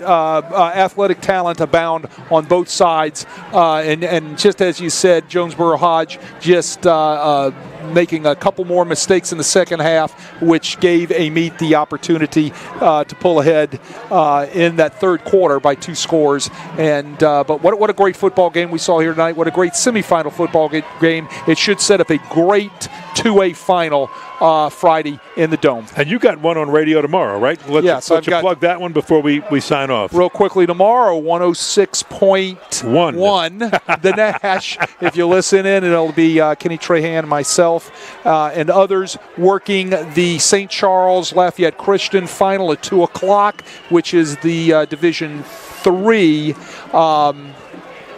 final game of the select brackets, and then the highlight of the night. Well, they're all highlights, but the big one of the night will be Jesuit Blue Jays against the Catholic High Baton Rouge Bears in the Division I finals. Both of these games at Ullman Stadium. If you're going, get there early. There will be limited parking, and I think the place is going to be packed, Kenny. Absolutely. By the way, I'll give you a tip, folks. If you're going to that game, there's parking on campus in the Diebold parking garage, very close to Ullman Stadium. But if you don't mind walking a little bit, you can park in the Loyola University parking garage and take the walk from the basketball arena through the campus to Ullman Stadium. It's not that far of a walk, and it's a pretty one at that. So whatever happens there, wish them the luck. The final here tonight, boy, what a great game this was. Amite defeats Jonesboro-Hodge in the semifinals of Class 2A, 35-26. Great game it was, and Amite will now head on to play Manny, as Wade just said, next Friday at 3:30 in the Caesar Superdome for the state championship. And we hope you're there to support the kids and watch that. I want to thank Ethan Porta, our photographer, and Matt Merritt. Boy, they did a great job for us on camera and producing tonight. Rick Thompson, our spotter. And for Wade Kaiser, always enjoy your analysis of the game. So much fun working with you on these games. I'm Ken Berthelot saying for Crescent City Sports, thanks for being with us. Good night. Final score again on this one. Amite 35, Jonesboro-Hodge 26 from Amite, Louisiana. Good night, everybody. All right. Good job.